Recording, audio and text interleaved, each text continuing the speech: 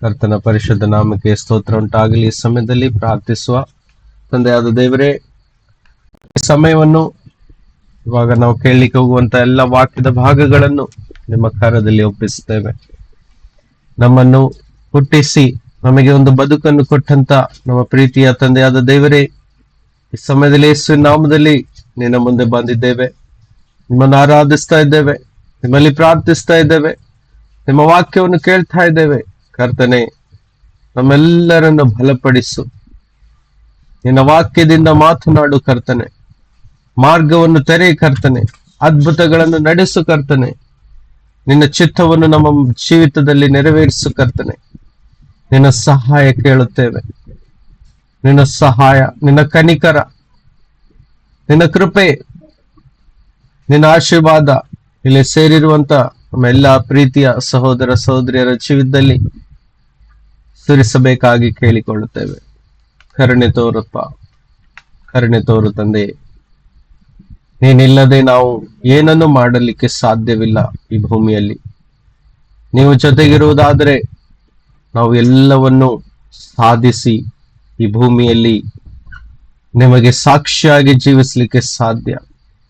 ಈ ಅನ್ಯರ ಮಧ್ಯದಲ್ಲಿ ನಾವು ಜೀವಿಸ್ತಾ ಇರುವಾಗ, ಅನ್ಯ ಜಾತಿಗಳು ನಮ್ಮನ್ನು ನೋಡುತ್ತಾ ಇರುವಾಗ, ಸ್ವಾಮಿ ನಿಮ್ಮನ್ನು ಮಹಿಮೆ ಪಡಿಸಲಿಕ್ಕೆ ನಮ್ಮ ಜೀವಿತಗಳಲ್ಲಿ ಸಾಕ್ಷಿಯನ್ನಾಗಿ ನಮ್ಮನ್ನು ನಿಲ್ಲಿಸು ಕರ್ತನೆ. ಹೌದು ರಾಜ, ಅನೇಕ ನನ್ನ ಮಕ್ಕಳ ಕುಟುಂಬದಲ್ಲಿ ನಿನ್ನ ಅದ್ಭುತ ಕಾರ್ಯಗಳು ನಡಿಬೇಕು. ನೀನು ಕಾರ್ಯ ಮಾಡಬೇಕು ಕರ್ತನೆ. ನಿಮ್ಮಲ್ಲಿ ಪ್ರಾರ್ಥಿಸ್ತೇವೆ, ನಿಮ್ಮ ಸಹಾಯ ಎಲ್ಲರಿಗೂ ಬೇಕು. ಪ್ರತಿಯೊಬ್ಬರು ನಿನ್ನ ಮಹಾನ್ ಕಾರ್ಯಗಳನ್ನು ಅನುಭವಿಸಬೇಕು ಜೀವಿತದಲ್ಲಿ. ನೀನು ಜೊತೆಗಿದ್ದೀಯಾ ಎಂಬ ಪೂರ್ಣವಾದ ದೃಢವಾದ ನಂಬಿಕೆಯಿಂದ ನಿನ್ನ ಮಕ್ಕಳು ಈ ಭೂಮಿಯಲ್ಲಿ ಜೀವಿಸಬೇಕು. ಜೀವಿತದಲ್ಲಿ ಬರುವಂತಹ ಪ್ರತಿಯೊಂದು ಶೋಧನೆಗಳು, ಪ್ರತಿಯೊಂದು ಯುದ್ಧಗಳು, ಪ್ರತಿಯೊಂದು ರೋಗದ ಸಂಕಟಗಳು, ಎಲ್ಲ ತರದ ತೊಂದರೆಗಳಿಂದ ಪಾರಾಗಿ ಜಯಿಸಿ ಅವರು ನಿನಗೆ ಸಾಕ್ಷಿಯಾಗಿ ಜೀವಿಸಬೇಕು. ಸಾಕ್ಷಿಯಾಗಿ ಜೀವಿಸಿಯೇ ನಿನ್ನ ಹತ್ತಿರಕ್ಕೆ ಬರಬೇಕು. ಇದಕ್ಕೋಸ್ಕರ ಪ್ರಾರ್ಥಿಸ್ತೇವೆ. ಸಹಾಯ ಮಾಡು, ನೀನು ಅದ್ಭುತಗಳನ್ನು ನಡೆಸು. ಅದ್ಭುತಗಳನ್ನು ನಡೆಸುವ ಕರ್ತನು ನೀನು ಎಂಬುದಾಗಿ ನಿನ್ನ ವಾಕ್ಯ ಹೇಳ್ತದೆ. ಪರಾಕ್ರಮಿಯಾದ ದೇವರು, ನಿತ್ಯನಾದ ತಂದೆ, ಅದ್ಭುತಗಳನ್ನು ನಡೆಸುವವನು ನೀನು. ಹೌದು ಯೇಸುವೆ, ನೀವು ನಮ್ಮ ಮಧ್ಯದಲ್ಲಿ ಇವತ್ತಿದ್ದು ಮಾತನಾಡಿ ನಮ್ಮನ್ನೆಲ್ಲರನ್ನು ದೃಢಪಡಿಸು, ಬಲಪಡಿಸು, ಧೈರ್ಯದಿಂದ ತುಂಬು, ಆಶ್ವಾಸನೆ, ಒಂದು ನಿರೀಕ್ಷೆಯನ್ನು ನಮ್ಮಲ್ಲಿ ಹುಟ್ಟಿಸು. ಹೌದು ಕರ್ತನೆ, ಎಲ್ಲರಲ್ಲಿ ಒಂದು ಸಂತೋಷ, ಆನಂದವನ್ನು ನೀನು ತುಂಬು ಸ್ವಾಮಿ. ನಿನ್ನ ಆನಂದವು ಎಲ್ಲರಲ್ಲಿ ತುಂಬಿಕೊಳ್ಳಲಿ. ಇದಕ್ಕಾಗಿ ಪ್ರಾರ್ಥಿಸ್ತೇವೆ. ಕರ್ತನ ಆನಂದವೇ ನಮ್ಮ ಬಲ ಎಂಬುದಾಗಿ ನಿನ್ನ ವಾಕ್ಯದಲ್ಲಿ ಹೇಳಲ್ಪಟ್ಟಿದೆ ಕರ್ತನೆ. ಎಲ್ಲರಲ್ಲಿ ನಿನ್ನ ಆನಂದ, the joy of the Lord, ನಿನ್ನ ಆನಂದ ನಮ್ಮಲ್ಲಿ ತುಂಬಿಕೊಳ್ಳಲಿ. ನಿನ್ನ ಆನಂದ ಅದು ನಮಗೆ ಶಕ್ತಿ ಕೊಡ್ತದೆ, ಅದು ನಮಗೆ ಬಲ ಕೊಡ್ತದೆ, ಅದು ನಮಗೆ ನಿರೀಕ್ಷೆಯನ್ನು ಹುಟ್ಟಿಸ್ತದೆ ಸ್ವಾಮಿ. ಅದು ನಮಗೆ ಚಿಂತೆ ಮಾಡದ ಹಾಗೆ ಕಾಪಾಡುತ್ತದೆ. ನಾವು ಕುಂದು ಹೋಗದ ಹಾಗೆ ನಮ್ಮನ್ನು ಬಲಪಡಿಸ್ತದೆ, ದೃಢವಾಗಿರುವ ಹಾಗೆ ಮಾಡುತ್ತದೆ ಕರ್ತನೆ. ನಿನ್ನ ಆನಂದದಿಂದ ತುಂಬು ಎಲ್ಲರ ಜೀವಿತದಲ್ಲಿ ಎಂದು ಯೇಸುವಿನ ನಾಮದಲ್ಲಿ ಪ್ರಾರ್ಥಿಸ್ತೇವೆಪ್ಪ. ಕರ್ತನೇ, ಸ್ತೋತ್ರ ಸ್ತೋತ್ರ ಸ್ತೋತ್ರ ಸ್ತೋತ್ರ. Hallelujah, hallelujah. ಯೇಸುವಿನ ನಾಮದಲ್ಲಿ amen. Amen. Amen. Yes. Okay. ವಾಕ್ಯವನ್ನು ಓದುವ ಈ ಸಮಯದಲ್ಲಿ ಯಾಕೋಬನು ಬರೆದ ಪತ್ರ, ಯಾಕೋಬ ವಾಕ್ಯ 4ನೇ ಅಧ್ಯಾಯ ವಾಕ್ಯ 8. ಯಾಕೋಬ 4 ವಾಕ್ಯ 8. ದೇವರ ಸಮೀಪಕ್ಕೆ ಬನ್ನಿರಿ, ಆಗ ಆತನು ನಿಮ್ಮ ಸಮೀಪಕ್ಕೆ ಬರುವನು. ಪಾಪಿಗಳೇ, ನಿಮ್ಮ ಕೈಗಳನ್ನು ಶುಚಿ ಮಾಡಿಕೊಳ್ಳಿರಿ. ಎರಡು ಮನಸ್ಸುಳ್ಳವರೇ, ನಿಮ್ಮ ಹೃದಯಗಳನ್ನು ನಿರ್ಮಲ ಮಾಡಿಕೊಳ್ಳಿರಿ. ಆಮೇನ್. ಆಮೇನ್. ವಾಕ್ಯ ಈ ರೀತಿಯಾಗಿ ಬರೆಯಲ್ಪಟ್ಟಿದೆ. ದೇವರ ಸಮೀಪಕ್ಕೆ ಬನ್ನಿರಿ, ಆಗ ಆತನು ನಿಮ್ಮ ಸಮೀಪಕ್ಕೆ ಬರುವನು. ಮುಂದೆ ಹೇಳಿದ ಭಾಗಗಳು ನಮಗೆ ಗೊತ್ತಿದೆ. ಪಾಪಿಗಳೇ, ನಿಮ್ಮ ಕೈಗಳನ್ನು ಶುಚಿ ಮಾಡಿಕೊಳ್ಳಿರಿ, ಎರಡು ಮನಸ್ಸುಳ್ಳವರೇ ನಿಮ್ಮ ಹೃದಯಗಳನ್ನು ನಿರ್ಮಲ ಮಾಡಿರಿ. ನಾವು ಖಂಡಿತವಾಗಿ ದೇವರ ಹತ್ತಿರಕ್ಕೆ ಬರುವುದಾದ್ರೆ ನಿರ್ಮಲವಾಗಿರ್ಬೇಕು, ಶುಚಿ ಮಾಡ್ಕೊಳ್ಬೇಕು, ಪಾಪದಿಂದ ದೂರ ಇರಬೇಕು. ಇವೆಲ್ಲ ಸತ್ಯ ನಮಗೆ ತಿಳಿದಿದೆ. ಈ ಮೊದಲನೇ ಭಾಗ ಈ ರೀತಿಯಾಗಿ ನಾನು ಚಿಂತಿಸುವಾಗ ನನ್ನ ಹೃದಯದ ಆಳದಲ್ಲಿ ಇದು ಕೆಲವೊಂದು ಅರ್ಥಗಳನ್ನು ಕೊಡ್ಲಿಕ್ಕೆ ಆರಂಭಿಸಿತು. ಸಮೀಪಕ್ಕೆ ಬನ್ನಿರಿ. ಮೊದಲು ದೇವರ ಸಮೀಪಕ್ಕೆ ನಾವು ಬರಬೇಕಾಗಿ ಈ ವಾಕ್ಯ ನಮಗೆ ಕಲಿಸ್ತಾ ಇದೆ. ಆಗ ಆತನು ನಿಮ್ಮ ಸಮೀಪಕ್ಕೆ ಬರುವನು. ಏನು? ಮೊದಲು ದೇವರ ಸಮೀಪಕ್ಕೆ ನಾವು ಬರಬೇಕಾಗಿ ಕೇಳಿಕೊಳ್ತಾ ಇದೆ ವಾಕ್ಯ. ಆವಾಗ ಆತನು ನಿಮ್ಮ ಸಮೀಪಕ್ಕೆ ಬರುವನು ಎಂಬುದಾಗಿ ನಮಗೆ ವಾಕ್ಯ ಕಲಿಸ್ತಿದೆ. ಈ ವಿಷಯವನ್ನು ಇವತ್ತು ನಾವು ಧ್ಯಾನಿಸುವರಾಗೋಣ. ಏನ್ ಇದರ ಅರ್ಥ? ಏನು ದೇವರು ನಮ್ಮಿಂದ ಬಯಸ್ತಾರೆ? ನಾವು ದೇವರ ಹತ್ತಿರದಲ್ಲಿ ಇಲ್ಲವಾ, ಅಥವಾ ದೇವರಿಂದ ದೂರ ಇದ್ದೀವಾ, ಅಥವಾ ಬೇರೆ ಏನಾಗಿದೆ ಇದರ ಅರ್ಥ ಎಂಬುದನ್ನು ನಾವು ನಿಧಾನವಾಗಿ ವಾಕ್ಯವನ್ನು ಧ್ಯಾನಿಸಿ ತಿಳಿದುಕೊಳ್ಳುವ. ನೋಡಿ, ದೇವರ ಹತ್ತಿರಕ್ಕೆ ಬರಬೇಕು ನಾವು. ದೇವರಿಲ್ಲದೆ ಖಂಡಿತವಾಗಿ ಒಂದು ಬದುಕು ಈ ಭೂಮಿಯಲ್ಲಿ ಇಲ್ಲ. ಈ ಭೂಮಿಯಲ್ಲಿರುವುದೆಲ್ಲವೂ ದೇವರು ಸೃಷ್ಟಿಸಿದ್ದು. ಆ ದೇವರು ನಮ್ಮ ದೇವರಾಗಿದ್ದಾರೆ. ಭೂಮಿಯಲ್ಲೂ ನಡೆಯುವಂತ ಪ್ರತಿಯೊಂದು ಘಟನೆಗಳು, ಸಂಗತಿಗಳು ದೇವರ ದೃಷ್ಟಿಯಲ್ಲಿ ಎಲ್ಲವೂ ಏನಾಗಿದೆ? ಎಲ್ಲವೂ ಕಾಣುವಂತದ್ದಾಗಿದೆ. ಅಂದ್ರೆ ದೇವರು ಎಲ್ಲವನ್ನು ನೋಡ್ತಾ ಇದ್ದಾರೆ. ಆತನ ಹಿತವಿಲ್ಲದೆ ಏನು ನಡೆಯಲ್ಲ. ಒಳ್ಳೆದು ನಡಿಬೇಕಿದ್ರೆ ಆತನ ಹಿತ ಬೇಕು. ಕೆಟ್ಟದು ನಡಿಬೇಕಂದ್ರೂ ಆತನ ಹಿತ ಬೇಕು. ಕೆಟ್ಟದು ನಡಿಲಿಕ್ಕೆ ಸಹ ದೇವರು ಬಿಟ್ಟು ಬಿಡ್ತಾರೆ. ಅದಕ್ಕೆ ಕಾರಣಗಳಿವೆ. ಕಾರಣಗಳಿಲ್ಲದೆ ಯಾವ ಸಂಗತಿಗಳು ಭೂಮಿಯಲ್ಲಿ ನಡೆಯುವುದಿಲ್ಲ. ಇಡೀ ಪ್ರಪಂಚವೇ ಆತನ ನಿಯಂತ್ರಣದಲ್ಲಿದೆ ಎಂಬುದು ಸತ್ಯ, ನಾವು ಮರೆಯಬಾರದು. ಆದಿಯಲ್ಲಿ ಆಕಾಶವನ್ನು ಭೂಮಿಯನ್ನು ಸೃಷ್ಟಿಸಿದ ದೇವರು, ಸೂರ್ಯ ಚಂದ್ರ ನಕ್ಷತ್ರಗಳು ಗ್ರಹಗಳನ್ನು ಸೃಷ್ಟಿಸಿದ ದೇವರು, ಎಲ್ಲಾ ರೀತಿಯ ಪ್ರಾಣಿ ಪಕ್ಷಿಗಳನ್ನು, ಮರ ಗಿಡಗಳನ್ನು, ಸಮುದ್ರದಲ್ಲಿ ಮೀನನ್ನು ಮತ್ತು ಸಮುದ್ರವನ್ನೆಲ್ಲ ಸೃಷ್ಟಿಸಿದ ದೇವರು ಈ ಪ್ರಪಂಚದ ಮೇಲೆ ಸಂಪೂರ್ಣ ಅಧಿಕಾರಿಯಾಗಿದ್ದಾರೆ ಎಂಬುದನ್ನು ನಾವು ಮರೆಯಬಾರದು. ಇಡೀ ಪ್ರಪಂಚವು ಮತ್ತು ಪ್ರಪಂಚದಲ್ಲಿರುವಂತಹ ಸಕಲ ವಸ್ತುಗಳು ಆತನ ಸೃಷ್ಟಿಯಾಗಿದೆ. ಆ ಎಲ್ಲ ಸೃಷ್ಟಿಗಳಲ್ಲಿ ಶ್ರೇಷ್ಠನಾಗಿರುವನು ಆತನ ಕೈಗಳಿಂದ ತನ್ನ ಸ್ವಂತ ಸ್ವರೂಪದಲ್ಲಿ ಸೃಷ್ಟಿಸಿದಂತಹ ಮನುಷ್ಯನಾಗಿದ್ದಾನೆ. ಮನುಷ್ಯನು ದೇವರ ಸೃಷ್ಟಿಯಲ್ಲಿ ಅತಿ ಶ್ರೇಷ್ಠವಾದ ಸೃಷ್ಟಿಯಾಗಿದ್ದಾನೆ. ಹಾಗಾದ್ರೆ ಈ ಮನುಷ್ಯನ ಜೀವಿತದಲ್ಲಿ ಒಂದು ಉದ್ದೇಶ ದೇವರಿಗೆ ಉಂಟು. ಯಾಕೆಂತ ಹೇಳಿದ್ರೆ, ಈ ಮನುಷ್ಯನನ್ನು ದೇವರು ತನ್ನದೇ ಸ್ವರೂಪದಲ್ಲಿ ಸೃಷ್ಟಿಸಿ ತನ್ನ ಜೀವಶ್ವಾಸವನ್ನು ಊದಿದಗೋಸ್ಕರ ಮನುಷ್ಯನನ್ನು ದೇವರು ತುಂಬಾ ಪ್ರೀತಿ ಮಾಡ್ತಾರೆ ಎಂಬುದು ಸತ್ಯವಾಗಿದೆ. ನೋಡಿದರೆ ನಾವು ಹಳೆ ಒಡಂಬಡಿಕೆಯನ್ನು, ಅದರಲ್ಲಿ ಎಷ್ಟು ಸಲ ತಪ್ಪು ಮಾಡಿದರೂ ಪುನಃ ಪುನಃ ಆ ಮನುಷ್ಯರನ್ನು ಕ್ಷಮಿಸಿ ದೇವರು ಏನ್ ಮಾಡ್ತಾ ಇದ್ರು?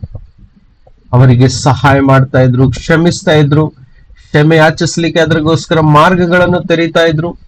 ಇವೆಲ್ಲವನ್ನು ಮಾಡುತ್ತಾ ದೇವರು ಮನುಷ್ಯನನ್ನು ಕಾಪಾಡುವ ಕಾರ್ಯದಲ್ಲಿ, ಅವರನ್ನು ರಕ್ಷಿಸುವ ಕಾರ್ಯದಲ್ಲಿ ನಿರರ್ಥವಾಗಿ ಕೆಲಸ ಮಾಡ್ತಾ ಇದ್ರು. ಅಂದಿನಿಂದ ಹಿಡಿದು ಇಂದಿನವರೆಗೂ ಸಹ ದೇವರು ಮನುಷ್ಯನನ್ನು ರಕ್ಷಿಸಬೇಕು ಎಂಬ ಮುಖ್ಯವಾದ ಉದ್ದೇಶದಿಂದಲೇ ಪ್ರತಿಯೊಬ್ಬರ ಜೀವಿತದಲ್ಲಿ ಅವರು ಕಾರ್ಯ ಮಾಡ್ತಾನೆ ಇರ್ತಾರೆ. ಆದರೆ ಮನುಷ್ಯನು ಏನ್ ಮಾಡ್ತಾನೆ ಅಂತ ಹೇಳಿದ್ರೆ, ದೇವರ ಸಂಕಲ್ಪಗಳನ್ನು, ಅವರ ಉದ್ದೇಶಗಳನ್ನು, ಅವರು ಮಾಡುವಂತ ಪ್ಲಾನ್ಗಳನ್ನು ಸರಿಯಾಗಿ ತಿಳಿಯದೆ ದೇವರಿಂದ ದೂರದಲ್ಲಿರ್ತಾನೆ. ಸತ್ಯ ದೇವರನ್ನು ತಿಳಿದುಕೊಳ್ಳದೆ, ಸತ್ಯ ದೇವರ ಆಲೋಚನೆಗಳನ್ನು, ಅವರ ಇಷ್ಟಗಳನ್ನು ತಿಳಿದುಕೊಳ್ಳದೆ ದೇವರಿಂದ ದೂರ ಇರ್ತಾನೆ. ದೇವರಿಂದ ದೂರ ಇರುವಾಗ ಆ ವ್ಯಕ್ತಿಗೆ ಸುರಕ್ಷತೆ ಇರುವುದಿಲ್ಲ, ರಕ್ಷಣೆ ಇರುವುದಿಲ್ಲ. ಎಷ್ಟು ದೇವರಿಂದ ದೂರ ಹೋಗ್ತಾರೋ ಅಷ್ಟು ಅವರು ಭಯಾನಕ ಸ್ಥಿತಿಯಲ್ಲಿ ಇರ್ತಾರೆ. ಯಾಕಂದ್ರೆ ದೇವರಿಂದ ದೂರ ಇರುವುದು ಅಂತ ಹೇಳಿದ್ರೆ ಅರ್ಥ, ದುಷ್ಟನು ಅಥವಾ ನಮ್ಮ ಶತ್ರು ಏನ್ ಮಾಡ್ತಾನೆ? ಜೀವಿತವನ್ನು ಹಾಳು ಮಾಡ್ತಾನೆ. ಶತ್ರುವಿನ ಕೆಲಸ ಒಂದೇ ಹಾಳು ಮಾಡುವುದು ಮತ್ತು ಕದಿಯುವುದು ಮತ್ತು ಕೊಲೆ ಮಾಡುವುದಾಗಿದೆ. ಇದು ಶತ್ರುವಿನ ಡ್ಯೂಟಿ ಆಗಿದೆ. ನಮ್ಗೆ ಸ್ವಾಮಿ ಹೇಳ್ಕೊಟ್ಟಿದ್ದಾರೆ, ಅವನ ಕೆಲಸನೇ ಇದು, ನಷ್ಟ ಮಾಡುವುದು, ಹಾಳು ಮಾಡುವುದು ಮತ್ತು ಕೊಲೆ ಮಾಡುವುದು. ಹಾಗಿರುವಾಗ ಈ ವಾಕ್ಯದಲ್ಲಿ ಹೇಳ್ತಾ ಇದೆ, ಮೊದಲು ನೀವು ದೇವರ ಸಮೀಪಕ್ಕೆ ಬನ್ನಿರಿ. Near to God. ದೇವರ ಸಮೀಪಕ್ಕೆ ಎಷ್ಟು ಬರ್ತೀವೋ ಅಷ್ಟು ದೇವರು ನಮ್ಮ ಸಮೀಪಕ್ಕೆ ಬರ್ತಾರೆ. ಇದನ್ನು ಸ್ವಲ್ಪ ಆಳವಾಗಿ ಚಿಂತಿಸ್ತಾ ಹೋಗೋಣ. ನಿಜವಾಗಿ ನಾವು ಪ್ರಾರ್ಥನೆ ಮಾಡ್ತೀವಿ, ದೇವರನ್ನ ಪ್ರೀತಿಸ್ತೀವಿ, ದೇವರನ್ನ ಆರಾಧನೆ ಮಾಡ್ತೀವಿ, ವಾಕ್ಯಗಳನ್ನು ಧ್ಯಾನಿಸ್ತೀವಿ, ಕೇಳ್ತೀವಿ, ಎಲ್ಲವನ್ನು ಮಾಡುತ್ತಾ ಬರ್ತಾ ಇದ್ದೀವಿ. ಆದರೂ ಸಹ ದೇವರ ಹತ್ತಿರಕ್ಕೆ ಎಷ್ಟು ಇದ್ದೇವೆಂಬುದು ಪ್ರಶ್ನೆ ಹಾಕಿದಾಗ ಕೆಲವೊಂದು ಕ್ಷೇತ್ರದಲ್ಲಿ ನಾವು ಇನ್ನೂ ಸಹ ದೂರ ಇದ್ದೇವೆ ಎಂಬುದು ನಮಗೆ ನಿಧಾನವಾಗಿ ತಿಳಿಯುತ್ತದೆ. ಯಾಕಂತ ಹೇಳಿದ್ರೆ, ವಿಶ್ವಾಸಿಗಳಾದ ನಾವುಗಳು ದೇವರನ್ನು ತುಂಬಾ ಸಿಂಪಲ್ ಆಗಿ, ಆರ್ಡಿನರಿ ಆಗಿ, ಸಾಮಾನ್ಯವಾದ ರೀತಿಯಲ್ಲಿ ನಾವು ನೋಡ್ತಾ ಇದ್ದೇವೆ. ಅದು ಹೇಗೆ ತಿಳ್ಕೊಳ್ಳಿಕ್ಕೆ ಸಾಧ್ಯ ಅಂತ ಹೇಳಿದ್ರೆ, ಸತ್ಯ ದೇವರನ್ನು ಅರಿಯದಂತ ಅನೇಕ ಅನ್ಯ ಭಕ್ತರನ್ನು ನೋಡಿದಾಗ ಆಶ್ಚರ್ಯ ಎಂದು ಕಾಣುತ್ತದೆ. ಅವರಲ್ಲಿರುವಂತ ಭಕ್ತಿ, ಅವರಲ್ಲಿರುವಂತ ದೇವರಿಗೆ ಕೊಡುವಂತ ಭಯ, ಇವನ್ನೆಲ್ಲ ನಾವು ಲೆಕ್ಕ ಹಾಕಿದಾಗ ತುಂಬಾ ಆಶ್ಚರ್ಯ ಅನ್ನಿಸ್ತದೆ. ನಮ್ಮ ಸುತ್ತಮುತ್ತಲು ನಮ್ಮ ರಾಜ್ಯದಲ್ಲಿ ಅನೇಕ ದೇವಸ್ಥಾನಗಳು ಅಥವಾ ಪವಿತ್ರ ಸ್ಥಳಗಳು ಉಂಟು. ಅನೇಕ ಭಕ್ತರು, ಸಾವಿರ ಭಕ್ತರು ಪ್ರತಿದಿನ ಕ್ಷೇತ್ರಗಳಿಗೆ ಭೇಟಿ ನೀಡ್ತಾರೆ. ಎಷ್ಟೆಷ್ಟು ದೂರದಿಂದೆಲ್ಲ ಯಾತ್ರೆ ಮಾಡ್ತಾರೆ. ಅವರು ಎಷ್ಟು ಕಷ್ಟಗಳಿದ್ರೂ ಸಹ ಅವರು ಆ ದೇವರನ್ನು ದರ್ಶನ ಮಾಡಬೇಕು ಅಂತ ಹೇಳಿ ದೂರ ಕಡೆಯಿಂದೆಲ್ಲ ಯಾತ್ರೆ ಮಾಡಿ ಅವರು ದೇವರ ದರ್ಶನ ಎಂಬುದಾಗಿ ಮಾಡಿಕೊಂಡು ಆ ಕ್ಷೇತ್ರಕ್ಕೆ ಬಂದು ಅಲ್ಲಿಂದ ಮರಳಿ ಹೋಗ್ತಾರೆ. ನಮಗೆ ಗೊತ್ತಿದೆ ಅವರಲ್ಲಿ ಸತ್ಯವಿಲ್ಲ, ಅದು ಸುಳ್ಳು, ಅದ್ರ ವಿಗ್ರಹಾರಾಧನೆ, ಅಲ್ಲಿ ಸತ್ಯ ದೇವರಿಲ್ಲ ಎಂಬುದು ಸತ್ಯ. ಆದರೆ ಆ ವ್ಯಕ್ತಿಗಳ ಜೀವಿತದಲ್ಲಿರುವಂತ ದೇವರಿಗೆ ಸಲ್ಲತಕ್ಕ ಒಂದು ಭಯವು, ಭಕ್ತಿಯು ಅವರಲ್ಲಿ ಉಂಟು. ಅದು ಎಷ್ಟು ಮಟ್ಟಿಗೆ ಇದೆ ಅಂದ್ರೆ, ನನಗೆ ಕಳೆದ ವಾರದಲ್ಲಿ ನಾನು ಆ ಮಂಗಳೂರು ಕಡೆಯಿಂದ ಹೋಗುವಂತ ಧರ್ಮಸ್ಥಳ, ಸುಬ್ರಹ್ಮಣ್ಯ 2 ಕ್ಷೇತ್ರಗಳ ಆ ಸ್ಥಾನದಲ್ಲಿ ಹಾದು ಹೋಗ್ಬೇಕಾಯ್ತು. ಅಲ್ಲಿ ಕಂಡಂತ ಸಂಗತಿಗಳು ನನ್ನನ್ನು ಅಚ್ಚರಿಪಡಿಸಿದವು. ಅದು ಏನು ಅಂತ ಹೇಳಿದ್ರೆ, ಒಂದು ದಿನಕ್ಕೆ ಸಾವಿರ ಜನ ಬಂದು ಅಲ್ಲಿ ದರ್ಶನ ತೆಗೆದುಕೊಳ್ತಾರೆ. ಬೆಳಿಗ್ಗೆಯಿಂದ ಸಂಜೆವರೆಗೆ ನಿಂತ್ಕೊಳ್ತಾರೆ. ಬಿಸಿಲು, ಮಳೆ, ಗಾಳಿ ಅಂತ ಇಲ್ಲ, ಊಟ ತಿಂಡಿ ಅಂತ ಇಲ್ಲ, ಅವರಿಗೆ ದರ್ಶನ ಬೇಕು. ಒಳಗಡೆ ಹೋಗಿ ಅಲ್ಲಿರುವಂತ ಅವರ ಪ್ರಕಾರ ಇರುವಂತ ದೇವರಗಳ ಆ ಒಂದು ವಿಗ್ರಹಗಳನ್ನು ನೋಡಿ ನಮಸ್ಕರಿಸಿ, ಅಲ್ಲಿ ಪೂಜೆ ಅರ್ಪಿಸಿ, ಅಲ್ಲಿಂದ ಪ್ರಸಾದ ತೆಗೆದುಕೊಂಡು ಹೋದರೆ ಅವರ ಮನಸ್ಸಿಗೆ ಒಂದು ಸಮಾಧಾನ. ನಮಗೆ ಗೊತ್ತಿದೆ ಅದರಲ್ಲಿ ಏನೂ ಸತ್ಯವಿಲ್ಲ, ಅದೇನೋ ನಿಜ. ಆದರೆ ಅವರಲ್ಲಿರುವಂತ ಒಂದು ದೇವರಿಗೋಸ್ಕರ ಇರುವಂತ ಒಂದು ಆಸೆ, ಆ ಒಂದು ಪ್ರೀತಿ, ಆ ಒಂದು ಭಕ್ತಿ ನಿಜವಾಗಿಯೂ ಮೆಚ್ಚತಕ್ಕಂತಾಗಿದೆ. ಸೊ ನಾನು ಹೇಳುವುದರ ಅರ್ಥ ಏನು ಅಂತ ಹೇಳಿದ್ರೆ, ಇಲ್ಲಿ ದೇವರ ಸಮೀಪಕ್ಕೆ ಬರಬೇಕು. ನಾವು ವಿಶ್ವಾಸಿಗಳು ಏನ್ ಮಾಡ್ಬಿಟ್ಟಿದ್ದೇವೆ, ಅನ್ಯರ ಪ್ರಕಾರ, ಅನ್ಯ ಜಾತಿಗಳು ಹೇಗೆ ದೇವರನ್ನು ಭೇಟಿ ಮಾಡ್ಲಿಕ್ಕೆ ಕ್ಷೇತ್ರಗಳಿಗೆ ಹೋಗ್ತಾರೆ, ಅಥವಾ ಯಾವಾಗಾದ್ರೂ ಒಮ್ಮೆ ಹೋಗ್ತಾರೆ, ಅವರಿಗೆ ಮನಸ್ಸು ಬಂದ ಹಾಗೆ ಹೋಗ್ತಾರೆ, ಅಥವಾ ವಾರಕ್ಕೆ ಒಮ್ಮೆ ಹೋಗ್ತಾರೆ, ಅಥವಾ ಏನಾದ್ರೂ ಹರಕೆ ಇದ್ರೆ ಹೋಗ್ತಾರೆ. ಆ ರೀತಿಯಲ್ಲಿ ನಾವು ದೇವರನ್ನು ಭೇಟಿ ಮಾಡ್ಲಿಕ್ಕೆ ಚರ್ಚ್ಗಳಿಗೆ ಅಥವಾ ಯಾವುದೇ ಒಂದು ಪ್ರಾರ್ಥನಾ ಕೂಟಕ್ಕೆ ಹೋಗ್ತಾ ಇರ್ತೇವೆ ಅಲ್ವಾ? ನಿಜವಾಗಿ ಹೊಸ ಒಡಂಬಡಿಕೆಯಲ್ಲಿ ನೋಡುವುದಾದ್ರೆ, ದೇವರನ್ನು ಭೇಟಿ ಮಾಡ್ಲಿಕ್ಕೆ ಒಂದು ದಿನವೋ ಅಥವಾ ಒಂದು ವಾರದಲ್ಲಿಯೋ ಅಥವಾ ತಿಂಗಳಲ್ಲಿ ಒಂದು ದಿನವನ್ನು ನಿರ್ಧರಿಸಿದ್ದನ್ನು ನಾವು ನೋಡ್ಲಿಕ್ಕೆ ಸಿಗುವುದಿಲ್ಲ. ಹಳೆ ಒಡಂಬಡಿಕೆಯಲ್ಲಿ ಕಟ್ಟಳೆ ಇತ್ತು, ವಾರದ 7ನೇ ದಿನ ಪರಿಶುದ್ಧವನ್ನು ಎಣಿಸಲ್ಪಡಬೇಕು, ಅಲ್ಲಿ ದೇವರನ್ನು ಭೇಟಿ ಆಗ್ಲಿಕ್ಕೆ ಆಲಯದಲ್ಲಿ ಬರಬೇಕಿತ್ತು. ದೇವರ ಆಲಯದಲ್ಲಿ ಪ್ರಸನ್ನರಾಗಿ, ಅಂದ್ರೆ ಆಲಯದಲ್ಲಿ ಅವರ ಉಪಸ್ಥಿತಿ ಇರ್ತಿತ್ತು. ಅದು ಒಂದೇ ಒಂದು ಆಲಯ ಇರ್ತಿತ್ತು ಹಳೆ ಒಡಂಬಡಿಕೆಯಲ್ಲಿ, ಅದು ಯೆರೂಸಲೇಮ್ ಆಲಯ. ಆದ್ರೆ ಹೊಸ ಒಡಂಬಡಿಕೆಯಲ್ಲಿ ಯೇಸು ಹೇಳ್ತಾರೆ ಯೋಹಾನ 4:21 ಇನ್ನು ಮೇಲೆ ಯೆರೂಸಲೇಮಿಗೆ ಹೋಗ್ಬೇಕಂತ ಇಲ್ಲ, ಯಾವ ಬೆಟ್ಟಕ್ಕೂ ಬರ್ಬೇಕಂತ ಇಲ್ಲ. ಇನ್ನು ಮೇಲೆ ದೇವರನ್ನು ಆರಾಧಿಸುವವರು ಸತ್ಯದಿಂದಲೂ ಆತ್ಮದಿಂದಲೂ ಆರಾಧಿಸಬೇಕೆಂಬುದಾಗಿ. ಯಾಕೆಂದ್ರೆ ಹೇಳಿದ್ರೆ ದೇವರು ಆತ್ಮ ಸ್ವರೂಪನಾಗಿದ್ದಾನೆ ಅಂತ ಹೇಳ್ತಾರೆ. ಇದೆಲ್ಲವನ್ನು ನಾವು ಗಮನಿಸಿ ನೋಡುವಾಗ ದೇವರು ಹೊಸ ಒಡಂಬಡಿಕೆಯಲ್ಲಿ ಏನೋ ಒಂದು ಬದಲಾವಣೆಯನ್ನು ಮಾಡ್ತಾರೆ. ಆ ಬದಲಾವಣೆ ಏನು ಅಂತ ಹೇಳಿದ್ರೆ, ದೇವರನ್ನು ಸಾಮಾನ್ಯ ರೀತಿಯಲ್ಲಿ ಆರಾಧಿಸುವುದು ಮತ್ತು ಆತ್ಮದಲ್ಲಿ ಆರಾಧಿಸುವುದು, ಸತ್ಯದಲ್ಲಿ ಆರಾಧಿಸುವುದು ಬೇರೆ ಬೇರೆ ಆಗಿದೆ. ನಮಗೆ ಇಷ್ಟ ಬಂದ ಹಾಗೆ ಯಾವ ಸಮಯಲ್ಲಾದರೂ ನಾವು ದೇವರನ್ನು ಆರಾಧಿಸ್ತೀವಿ. ಬೇರೆಯವರು ಏನ್ ಮಾಡ್ತಾರೆ, ಇಷ್ಟ ಬಂದ ದಿನಗಳನ್ನು ಆರಿಸಿಕೊಂಡು ದೇವರಿರುವಂತ ಸನ್ನಿಧಿಯಲ್ಲಿ ಹೋಗಿ ಬರ್ತಾರೆ. ಆದರೆ ಹೊಸ ಒಡಂಬಡಿಕೆಯಲ್ಲಿ ಹೊಸ ಕಾರ್ಯಗಳನ್ನು ದೇವರು ಮಾಡಿದ್ದಾರೆ. ಇನ್ನು ಮೇಲೆ ನೀವು ಹಳೆಯ ರೀತಿಯಲ್ಲಿ ವಾರಕ್ಕೊಮ್ಮೆನೋ ತಿಂಗಳಿಗೊಮ್ಮೆನೋ ಅಥವಾ ನಿಮಗೆ ಇಷ್ಟ ಬಂದ ಹಾಗೆ ದೇವರಿಗೆ ಆರಾಧಿಸ್ಲಿಕ್ಕೆ ಅಥವಾ ದೇವರನ್ನು ಗೌರವಿಸ್ಲಿಕ್ಕೆ ಹೋಗುವುದಲ್ಲ ಅಂತ ಹೇಳಿ ದೇವರು ಏನ್ ಮಾಡ್ತಾರೆ, ನಮ್ಮ ಶರೀರ, ನಮ್ಮ ಜೀವನವನ್ನೇ ತನ್ನ ಆಲಯವನ್ನು ಮಾಡ್ಕೊಂಡ್ಬಿಡ್ತಾರೆ.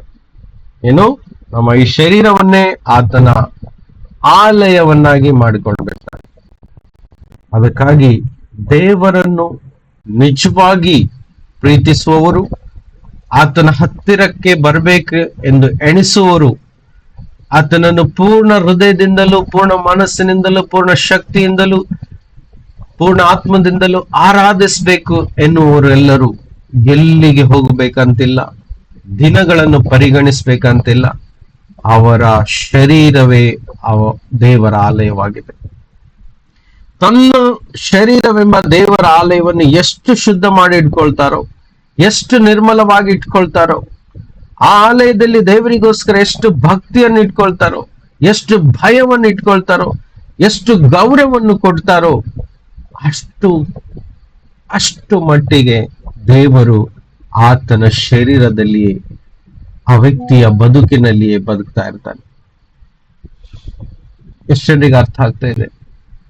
ಸೊ ದೇವರ ಸಮೀಪಕ್ಕೆ ಬರುವುದು ಅಂತ ಹೇಳಿದ್ರೆ ಅಲ್ಲಿ ಒಂದು ಗ್ಯಾಪ್ ಇಲ್ಲ, ದಿನ ಸಮಯ ಅನ್ನೋದೇ ಇಲ್ಲ. ಆತನ ಸಮೀಪಕ್ಕೆ ಬರುವುದಂತ ಹೇಳಿದ್ರೆ ಆತನ ಜೊತೆಯಲ್ಲಿಯೇ ಬದುಕುವುದಾಗಿದೆ, ಆತನ ಹತ್ತಿರವೇ ಬದುಕುವುದಾಗಿದೆ, ಆತನ ಕೈ ಹಿಡಿದುಕೊಂಡೇ ಬದುಕುವುದಾಗಿದೆ. ಆತನ ಉಸಿರೇ ನಮ್ಮ ಉಸಿರಾಗಿರುತ್ತೆ. ನಾವು ಮತ್ತು ಆತನು ಒಂದಾಗಿರ್ತೀವಿ. ಆತನ ಆತ್ಮವು ನಮ್ಮ ಆತ್ಮವು ಒಂದಾಗಿ ಕನೆಕ್ಟ್ ಆಗಿರುತ್ತೆ. ನಾವು ಇನ್ನು ಬೇರೆ ಬೇರೆ ಅಲ್ಲ. ಕ್ರಿಸ್ತನನ್ನು ಧರಿಸಿಕೊಂಡವನು ಅಂತ ಹೇಳಿದ್ರೆ, ಯಾವತ್ತು ನಾವು ಕ್ರಿಸ್ತನ ಹೆಸರಿನಲ್ಲಿ ದೀಕ್ಷಾ ಸ್ನಾನವನ್ನು ತೆಗೆದುಕೊಂಡೆವೋ ಆವತ್ತು ನಾವು ಹಳೆಯ ವ್ಯಕ್ತಿಗೆ ಏನ್ ಮಾಡಿದೀವಿ, ಅಂದ್ರೆ ಸಮಾಧಿ ಮಾಡಿಬಿಟ್ಟಿವಿ. ನೀರಲ್ಲಿ ಮುಳುಗಿಸಿದಾಗ ನಾವು ಹಳೆಯ ವ್ಯಕ್ತಿ ಸತ್ತು ನೀರಿನಿಂದ ಹೊರಗೆ ಬರುವಾಗ ಹೊಸ ವ್ಯಕ್ತಿಯಾಗಿ ನಾವು ಬರ್ತೀವಿ. ಅಂತ ಹೇಳಿದ್ರೆ ನೀರಿನಿಂದ ಹೊರಗೆ ಬಂದಾಗ ಯೇಸುವನ್ನು ಧರಿಸಿಕೊಳ್ತೀವಿ. ಅಂತ ಹೇಳಿದ್ರೆ ಯೇಸುವಿನ ಆತ್ಮವು ನಮ್ಮ ಆತ್ಮವು ಒಂದಾಗಿರುತ್ತೆ. ಇದು ಆತನ ಸಮೀಪ ಇರುವಂತ ಅರ್ಥವಾಗಿದೆ. ಇನ್ನು ಮೇಲೆ ದೇವರು ಬೇರೆ ಕಡೆ, ನಾವು ಇನ್ನೊಂದು ಕಡೆ ಇರುವಂತದ್ದಲ್ಲ. ದೇವರು ಯಾವುದೋ ಒಂದು ಪರಿಶುದ್ಧ ಸ್ಥಳದಲ್ಲಿ ಇರ್ತಾರೆ, ನಾವು ಅವರಿಗೆ ಭೇಟಿ ಆಗ್ಲಿಕ್ಕೆ ಹೋಗ್ತೀವಿ ಎನ್ನುವ ಸಂಗತಿ ಇನ್ನು ಮೇಲೆ ಕ್ರೈಸ್ತರ ಜೀವಿತದಲ್ಲಿ ಇಲ್ಲವೇ ಇಲ್ಲ. ಇವತ್ತು ಸೈತಾನನು ಹೂಡಿದಂತ ದೊಡ್ಡ ತಂತ್ರ ಉಪಾಯ ಅಂತ ಹೇಳಿದ್ರೆ, ಒಂದು ದೇವಾಲಯವನ್ನು ಕೈಯಿಂದ ಕಟ್ಟಿ ಅದರೊಳಗೆ ದೇವರು ವಾಸಿಸ್ತಾರೆ, ಅದು ಪರಿಶುದ್ಧವಾದ ಸ್ಥಳ ಎಂಬುದಾಗಿ ಇಡೀ ಲೋಕಕ್ಕೆ ಕಣ್ಣು ಕಟ್ಟು ಬಿಟ್ಟಿದ್ದಾರೆ. ಖಂಡಿತವಾಗಿ ನಾವು ವಾರಕ್ಕೆ 1, 2, 3 ಯಾವಾಗಾದ್ರೂ ಸಭೆಯಾಗಿ ಸೇರ್ತೀವಿ, ಪ್ರಾರ್ಥನೆ ಮಾಡ್ಲಿಕ್ಕೆ, ಇದು ಬೇರೆ ವಿಷಯ. ಯಾಕಂದ್ರೆ ಅದಕ್ಕೂ ಯೇಸು ವಾಕ್ಯ ಇಟ್ಟಿದ್ದಾರೆ, ಒಬ್ಬರು ಇಬ್ಬರು ಎಲ್ಲಿ ಸೇರುತ್ತಾರೋ ಅವರ ಮಧ್ಯದಲ್ಲಿ ನಾನು ಇರ್ತೇನೆ. ಒಂದು ವೇಳೆ ಸೇರಿಲ್ಲ ಅಂದ್ರೆ ಆ ಸ್ಥಳದಲ್ಲಿ ಯೇಸು ಇಲ್ಲ ಅಂತಾನೆ ಅರ್ಥ. ಎಲ್ಲಿ ತನ್ನ ಮಕ್ಕಳು ಒಬ್ಬರು ಇಬ್ಬರು ಮೂರು ಅಥವಾ ಅದಕ್ಕಿಂತ ಜಾಸ್ತಿ ಸೇರಿ ಬರುತ್ತಾರೋ ಅವರ ಮಧ್ಯದಲ್ಲಿ ಯೇಸು ಇದ್ದಾರೆ ಹೊರತು ಜನಗಳು ಅಂತ ಹೇಳಿದ್ರೆ ತನ್ನ ಮಕ್ಕಳು ಸೇರದೆ ಇರುವಂತ ಯಾವುದೇ ಕಟ್ಟಡ ಅಥವಾ ಆಲಯದಲ್ಲಿ ಆತನು ಇಲ್ಲ. ಈ ಸತ್ಯವನ್ನು ನಾವು ತಿಳಿದುಕೊಳ್ಳುವ. ಯೇಸು ಇರುವಂತ ಸ್ಥಳ ಅಂತ ಹೇಳಿದ್ರೆ ಯಾವ ವ್ಯಕ್ತಿ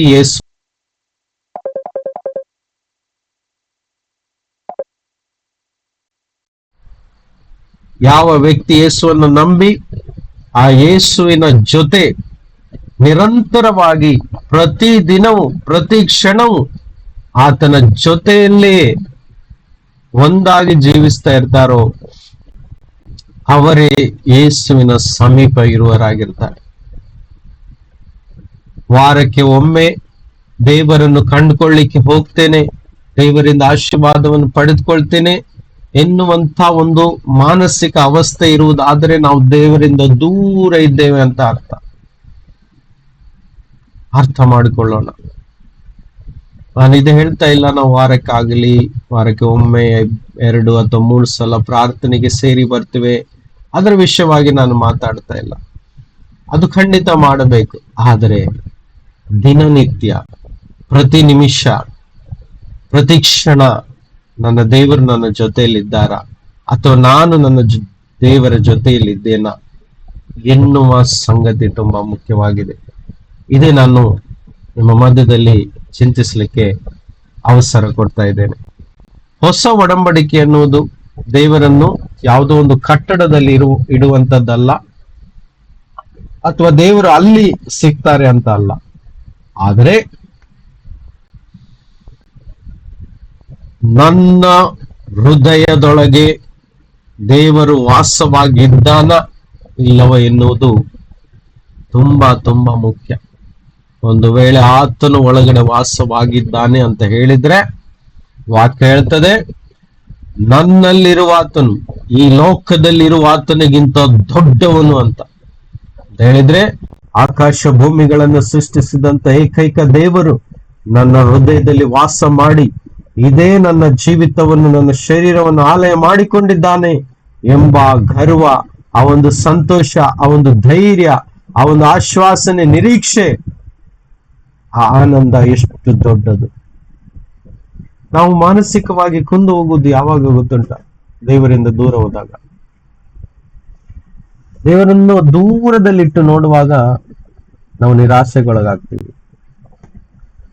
ದೇವರು ಯಾವಾಗ ನಮ್ಮ ಒಳಗಡೆನೆ ಇರ್ತಾರೋ, ಪಕ್ಕದಲ್ಲಿಯೇ ಇರ್ತಾರೋ, ಅವಾಗ ನಿರಾಶೆ ಖಂಡಿತ ಇಲ್ಲ. ನಿರಾಶೆ ಇಲ್ಲ. ಸರ್ವ ಸೃಷ್ಟಿಗೆ ಒಡೆಯನಾದ ದೇವರೇ ಪಕ್ಕದಲ್ಲೇ ಇರುವಾಗ ಯಾವ ವಸ್ತುಗಳಿಗೆ ನಿರಾಶೆ ಮಾಡೋದು ಹೇಳಿ? ಜೀವವನ್ನೇ ಕೊಡುವ ಆತನು, ಪುನರ್ಜನ್ಮ ಕೊಡುವ ಆತನು ಅಂತ ಹೇಳಿದ್ರೆ, ಸತ್ತವರನ್ನು ಎಬ್ಬಿಸಿ ಪುನರುತ್ಥಾನಗೊಳಿಸುವ ಆತನೇ ನಮ್ಮ ಜೊತೆಯಲ್ಲಿ ಇರಬೇಕಾದ್ರೆ, ಎಲ್ಲಾ ವಸ್ತುಗಳನ್ನು ಸೃಷ್ಟಿಸಿದವನೇ ನಮ್ಮ ಜೊತೆಯಲ್ಲಿ ಇರ್ಬೇಕಾದ್ರೆ ನಾವು ಯಾವ್ದಾದ್ರೂ ಸಂಗತಿಗಳ ಬಗ್ಗೆ ಚಿಂತೆ ಮಾಡ್ಬೇಕಾ? ನಾವು ಯಾಕೆ ಚಿಂತೆಗೊಳಗಾಗ್ತೀವಿ ಅಂತ ಹೇಳಿದ್ರೆ, ಸ್ಟ್ರೆಸ್ ಮಾಡ್ಕೊಳ್ತೀವಿ ಅಂತ ಹೇಳಿದ್ರೆ, ಪಕ್ಕದಲ್ಲಿ ಇರುವ ಯೇಸುವನ್ನು, ಜೊತೆಯಲ್ಲಿರುವ ಯೇಸುವನ್ನು, ಜೊತೆಯಲ್ಲಿರುವಂತ ಸರ್ವಶಕ್ತನಾದ ದೇವರನ್ನು ನಾವು ದೂರ ಇಟ್ಬಿಡ್ತೀವಿ, ಮರ್ತೋಗಿರ್ತೀವಿ. ಈ ಪ್ರಕಟಣೆಯನ್ನು ನಾವು ಯಾವಾಗ ಅರ್ಥ ಮಾಡ್ಕೊಳ್ತೀವೋ, ದೇವರು ಇನ್ನು ಮೇಲೆ ನನಗೆ ದೂರನಲ್ಲ, ನನ್ನ ಒಳಗಡೆ, ನನ್ನ ಸಮೀಪ, ನನ್ನ ಸಂಗಡನೆ ಇರ್ತಾರೆ ಎನ್ನುವ ಸತ್ಯವಾದ ಪ್ರಕಟಣೆಯನ್ನು ಕಂಡುಕೊಳ್ತೀವೋ ಆವತ್ತು ನಮ್ಮ ಜೀವನ ಬದಲಾಗ್ತದೆ. ಆತನ ಹೆಸರೇ ಎಮ್ಮಾನುವೇಲ್ ಎಂಬುದಾಗಿ. ಎಮ್ಮಾನುವೇಲ್ ಎಂಬುದರ ಅರ್ಥ ದೇವರು ಮನುಷ್ಯರ ಸಂಗಡ ಅಥವಾ ದೇವರು ನಮ್ಮೊಡನೆ ಇದ್ದಾನೆ ಎಂಬುದಾಗಿ. ದೇವರು ನಮ್ಮೊಡನೆ ಇದ್ದಾನೆ ಅಂತ ಹೇಳಿದ್ರೆ ನಾವು ದೇವರಿಂದ ದೂರ ಇಲ್ಲ ಅಂತ ಅರ್ಥ. ನಾವು ದೇವರಿಂದ ದೂರ ಇಲ್ಲ ಅಂತ ಹೇಳಿದ್ರೆ ದೇವರ ಜೊತೆಗಿದ್ದೇವೆ ಅಂತ ಅರ್ಥ. ದೇವರ ಜೊತೆಗಿದ್ದಾರೆ ಅಂತ ಹೇಳಿದ್ರೆ ನಮಗೆ ಇನ್ನು ಮೇಲೆ ಕೊರತೆ ಇಲ್ಲ ಅಂತ ಅರ್ಥ. ದೇವರು ಜೊತೆಗಿದ್ದಾನೆ ಅಂತ ಹೇಳಿದ್ರೆ ರೋಗ, ಮಳೆ, ಬಿಸಿಲು, ಅವಶ್ಯಕತೆಗಳು, ಅಪಾಯ, ಕೇಡುಗಳು ಯಾವುದು ನಮ್ಮ ಹತ್ತಿರಕ್ಕೆ ಬರಲ್ಲ. ಯಾಕೆ? ಕಾಪಾಡುವಾತನೇ, ಸೃಷ್ಟಿಸುವಾತನೇ, ಜೀವ ಕೊಡುವಾತನೇ, ಸೌಖ್ಯ ಕೊಡುವಾತನೇ ನಮ್ಮ ಒಳಗಡೆ, ನಮ್ಮ ಸಂಗಡ ಇರುವಾಗ ನಾವು ಯಾಕೆ ಚಿಂತೆ ಮಾಡ್ಬೇಕು? ಇವೆಲ್ಲ ಪ್ರಕಟಣೆ ನಮಗೆ ಅರ್ಥ ಆಗಲ್ಲ. ಅದಕ್ಕೋಸ್ಕರವೇ ನಾವು ನಮ್ಮ ಜೀವನದಲ್ಲಿ ವಿಲವಿಲನೆ ಒದ್ದಾಡ್ತೀವಿ. ಚಿಕ್ಕ ಹುಟ್ಟಂತ ಮಗುವಿಗೆ ತಂದೆ ತಾಯಿಗಳು ಸಂಪೂರ್ಣ ಸುರಕ್ಷತೆ, ಸಂಪೂರ್ಣ ರಕ್ಷಣೆ, ಸಂಪೂರ್ಣ ಪರಿಪಾಲನೆಯನ್ನು ಅವರು ಕೊಡುತ್ತಾರೆ, ಒದಗಿಸುತ್ತಾರೆ. ಹಾಗಾಗಿ ಆ ಕಾರಣದಿಂದ ಮಗು ಯಾವ ಚಿಂತೆಯೂ ಅದಕ್ಕೆ ಇರುವುದಿಲ್ಲ. ಎಣಿಸಿ ನೋಡಿ, ಮಗುವಿಗೆ ಯಾವ ಚಿಂತೆ ಇಲ್ಲ.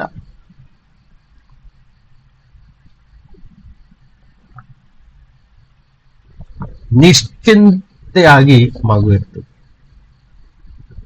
ನಿಶ್ಚಿಂತೆಯಾಗಿ ಮಗು ಇರ್ತದೆ. ಎಷ್ಟು ಅದ್ಭುತ ಅದು!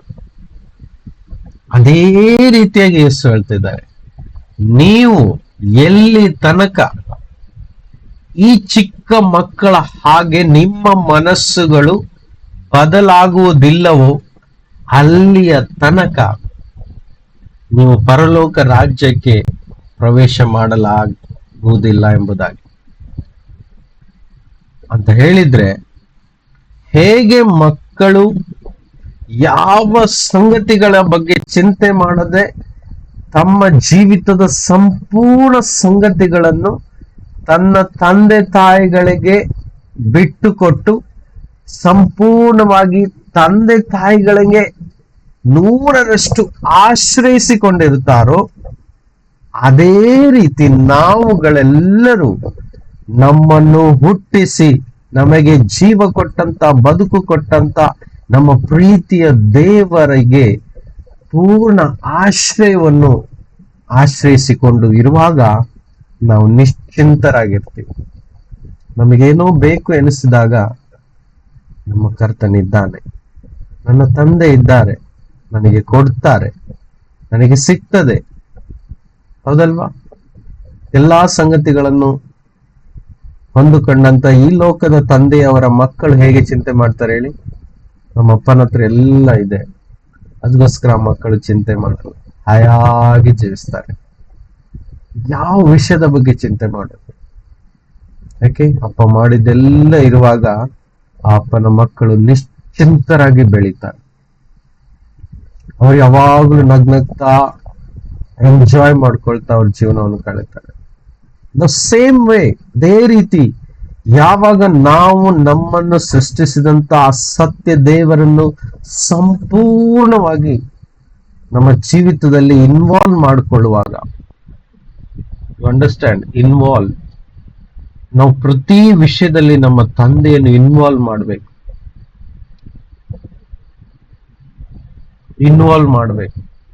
ನಾವು ಅನೇಕ ಸಲ ನಮ್ಮ ಸ್ವಂತ ಬುದ್ಧಿಯನ್ನು ಉಪಯೋಗಿಸ್ತೀವಿ. ವಾಕ್ಯ ಬರೆದಿದೆ, ನಮ್ಮದೇ ಆದಂತ ಸ್ವಂತ ಬುದ್ಧಿಯನ್ನು ಉಪಯೋಗಿಸಿಕೊಳ್ಳದೆ ಸಂಪೂರ್ಣವಾಗಿ ದೇವರನ್ನೇ ಅವಲಂಬಿಸಿಕೋ ಎಂಬುದಾಗಿ ದೇವರ ವಾಕ್ಯ ಹೇಳ್ತದೆ. ಅರ್ಥ ಆಗ್ತಾ ಇದೆಯಾ?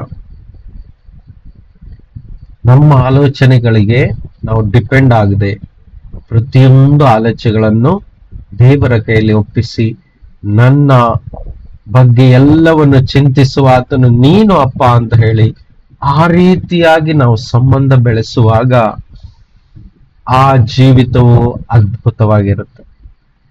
ನಾವು ಹೇಳಿದ ಹಾಗೆ ದೇವರು ಕೇಳ್ತಾರೆ. ನಾನು ಪುನಃ ಹೇಳ್ತೀನಿ, ನಾವು ಹೇಳಿದಾಗ, ಎಷ್ಟೋ ಸಲ ಯೇಸು ಹೇಳಿದ್ದಾರೆ, ನೀವು ಏನು ಬೇಕಾದ್ರೂ ಕೇಳಿರಿ ನಾನು ಕೊಡ್ತೀನಿ ಅಂತ. ನಾವ್ ಯಾಕೆ ಇಷ್ಟು ಕಷ್ಟಪಟ್ಟು ಪ್ರಾರ್ಥಿಸ್ತೀವಿ ಕೆಲವೊಮ್ಮೆ?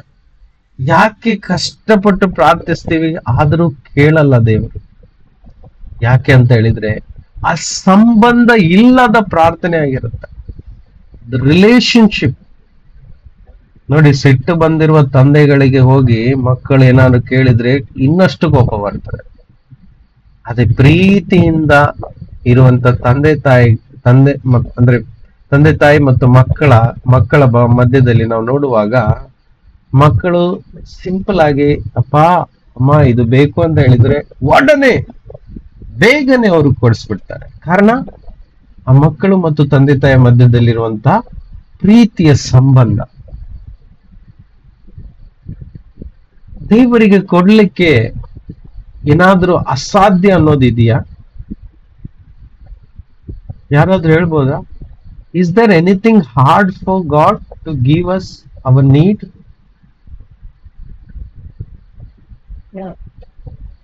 No, right?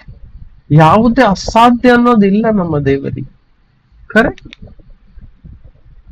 ಯಾವುದೇ ಅಸಾಧ್ಯ ಅನ್ನೋದಿಲ್ಲ. ಎಲ್ಲವೂ ಸಾಧ್ಯ ಅಂತ ಆತನೇ ಹೇಳಿದ್ದಾರೆ. All things are possible, everything is possible. ಎಲ್ಲವೂ ಸಾಧ್ಯ. ಅದಕ್ಕೆ ನಂಬುವವನಿಗೆ ಎಲ್ಲವೂ ಸಾಧ್ಯ. ನಾವು ಎಷ್ಟು ಮಟ್ಟಿಗೆ ನಂಬ್ತೀವಿ. ನಂಬೋದಂತ ಹೇಳಿದ್ರೆ ಸುಮ್ಮನೆ ಬಾಯಲ್ಲಿ ಹೇಳೋದಲ್ಲ ಅದು. ಅಫ್ಕೋರ್ಸ್ ನಾವು ನಂಬ್ತೀವಿ ಅಂತ ಹೇಳ್ಬೇಕು, ಆದ್ರೆ ಕನೆಕ್ಷನ್, ಆ ನಂಬಿಕೆ ಅನ್ನೋದು ಕನೆಕ್ಷನ್ ಆಗಿದೆ. ಹೃದಯ ಒಂದಾಗ್ಬೇಕು. ಅಪ್ಪ ಎಣಿಸೋದೆಲ್ಲ ನಮ್ಮ ಹೃದಯದಲ್ಲಿ ಬರಬೇಕು, ನಾವು ಎಣಿಸೋದೆಲ್ಲ ಅಪ್ಪನ ಹೃದಯದಲ್ಲಿ ಹೋಗ್ಬೇಕು. ಇಂಟರ್ ಕನೆಕ್ಷನ್ ಅರ್ಥ ಆಗ್ತಿದ್ಯಾ?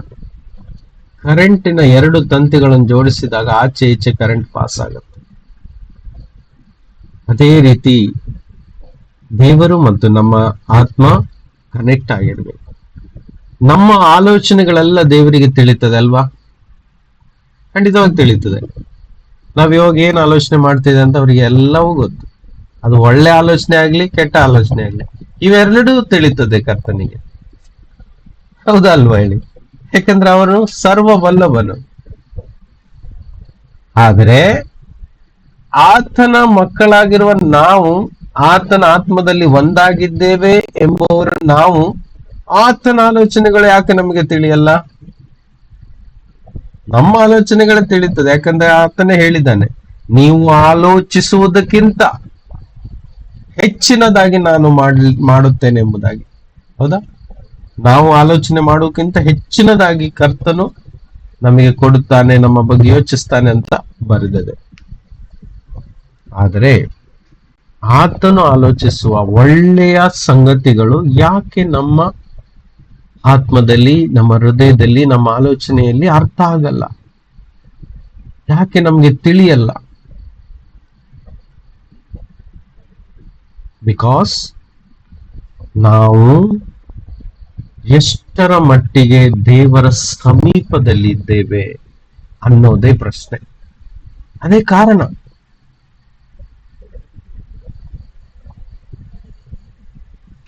ಯೇಸು ಒಂದು ಮಾತು ಹೇಳ್ತಾರೆ ತಮ್ಮ ಶಿಷ್ಯರಿಗೆ. ಅನೇಕ ಪ್ರಶ್ನೆಗಳನ್ನು ಮಾಡ್ತಾರೆ ಯೇಸು ಹತ್ರ. ಯೇಸು ಹೇಳ್ತಾರಲ್ಲಿ, ಒಂದು ಕಾಲ ಬರ್ತದೆ ಅವತ್ತು ನೀವು ನನ್ನ ಹತ್ರ ಏನು ಕೇಳಲ್ಲ ಎಂಬುದಾಗಿ, ನಿಮ್ಗೆಲ್ಲ ತಿಳಿತದೆ ಅಂತ ಹೇಳ್ತಾರೆ ಇಂಡೈರೆಕ್ಟ್ ಆಗಿ. ನೀವು ಓದಿರ್ಬೋದು ಬೈಬಲ್ ಅಲ್ಲಿ. What it mean? ಅದರ ಅರ್ಥ ಏನು? ಅದರ ಅರ್ಥ ಆ ಶಿಷ್ಯರ ಆತ್ಮವು ಮತ್ತು ಕರ್ತನಾದ ಯೇಸುವಿನ ಆತ್ಮವು ಒಂದಾಗಿರುತ್ತೆ. ಅವಾಗ ಎಲ್ಲ ತಿಳಿತಾ ಇದೆ ಅಂತ ಅರ್ಥ. ಅವನನ್ನು ಯಾವುದೇ ವಿಷಯಗಳಿಗೋಸ್ಕರ ಚಿಂತೆ ಮಾಡ್ತಾ ಇರ್ಲಿಲ್ಲ. ಕೆಲವೊಮ್ಮೆ ಊಟ ಇರ್ತಿರ್ಲಿಲ್ಲ, ಹಸಿವು ಇರ್ತಿತ್ತು, ರೊಟ್ಟಿ ಸಿಗ್ತಾ ಇರ್ಲಿಲ್ಲ, ಹಣ ಇರ್ತಿರ್ಲಿಲ್ಲ, ಕಷ್ಟಗಳಿರ್ತಿತ್ತು. ಆದ್ರೂ ಅವನು ಯಾವುದಕ್ಕೂ ಚಿಂತೆ ಮಾಡ್ತಾ ಇರ್ಲಿಲ್ಲ. ಎಲ್ಲವನ್ನ ನಾನು ಸಹಿಸ್ಕೊಳ್ತೇನೆ, ನನ್ನನ್ನು ಬಲಪಡಿಸುವ ಆತನಿಂದ ನಾನು ಎಲ್ಲವನ್ನು ಮಾಡ್ಲಿಕ್ಕೆ ಸಾಧ್ಯ ಎಂಬುದಾಗಿ ಆತನ ಹೇಳ್ತಾನೆ. ಕಾರಣ ಅವನಿಗೆ ಎಲ್ಲ ತಿಳಿತಾ ಇದೆ ಒಳಗಡೆ. ಕರ್ತನ ಉದ್ದೇಶಗಳು ನೆರವೇರ್ತಾ ಇದೆ ಅಷ್ಟೇ.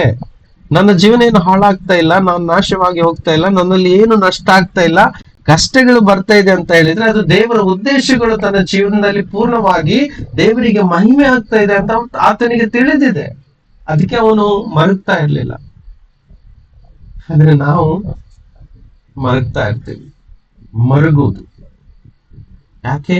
ಆತನ ಸಂಗತಿಗಳು ನಮ್ಮ ಆತ್ಮದಲ್ಲಿ ತಿಳಿದು ಬರ್ತಾರೆ. ಬಿಕಾಸ್ ನಾವು ಎಷ್ಟು ಮಟ್ಟಿಗೆ ಆತನ ಸಮೀಪದಲ್ಲಿ ಇದ್ದೇವೆ ಎಂಬುದು ಅದರ ರೀಸನ್ ಆಗಿದೆ, ಕಾರಣ. ಪ್ರಶ್ನೆ, let's come near to God. ನಾವು ದೇವರ ಸಮೀಪಕ್ಕೆ ಬರುವ. ಅರ್ಥ ಆಗ್ತಾ ಇದೆಯಾ? ಈ ಸಮೀಪಕ್ಕೆ ಬರುವುದಂತ ಹೇಳಿದ್ರೆ ಹತ್ತಿರದಲ್ಲಿ, ಆತನನ್ನು ಬಿಟ್ಟು ಎಲ್ಲಿಯೂ ಸಹ ಹೋಗಬಾರದು. ಅದೇ ಸಮೀಪದಲ್ಲಿರೋ. ನಾವು ಏನೇ ಕ್ರಿಯೆ ಮಾಡ್ತಾ ಇದ್ರು ಆತನ ಸಮೀಪದಲ್ಲಿರುವುದಾದ್ರೆ ಒಳಗಡೆ ನಿರಂತರವಾಗಿ ಕಮ್ಯುನಿಕೇಶನ್ ನಡೀತಾ ಇರುತ್ತೆ. ಇದನ್ನ ಕೇಳ್ತಾ ಇರುವಾಗ್ಲೇ ಕೆಲವೊಬ್ಬರ ಹೃದಯದಲ್ಲಿ ದೇವರು ಮಾತನಾಡ್ತಾ ಇರ್ಬೋದು, ದೇವರ ಸ್ಪರ್ಶನೂ ಆಗ್ತಾ ಇರ್ಬೋದು. ಯಾಕಂದ್ರೆ ಆತನ ದೂರ ಇಲ್ಲ ಅಲ್ವಾ? ಖಂಡಿತವಾಗಿ ಯೇಸು ದೂರ ಇಲ್ಲ ನಮ್ಮಿಂದ. He loves us. ನಮ್ಮನ್ನು ದೂರ ಬಿಟ್ಟು ಹೋಗಲ್ಲ ಅವರು. ಆತನು ಪ್ರಮಾಣ ಮಾಡಿ ಆಯ್ತು, ಆತನು ವಾಗ್ದಾನ ಮಾಡಿ ಆಯ್ತು, ಆತನು ಪ್ರತಿಜ್ಞೆ ಮಾಡಿ ಆಯ್ತು, ನನ್ನನ್ನು ನಂಬಿ ಬಂದವರು ಒಬ್ಬರನ್ನು ನಾನು ಬಿಟ್ಟು ಕೊಡುವುದಿಲ್ಲ ಎಂಬುದಾಗಿ. ಕೊನೆಯ ದಿವಸದಲ್ಲಿ ಎಬ್ಬಿಸುವೆನು ಎಂಬುದಾಗಿ ಆತನು ಹೇಳಿದ್ದಾರೆ ಅಲ್ವಾ? ಹಾಗಾದ್ರೆ ಯಾಕೆ ನಾವು ಚಿಂತೆ ಮಾಡೋದು? ಪಕ್ಕದಲ್ಲೇ ಇದ್ದಾನೆ.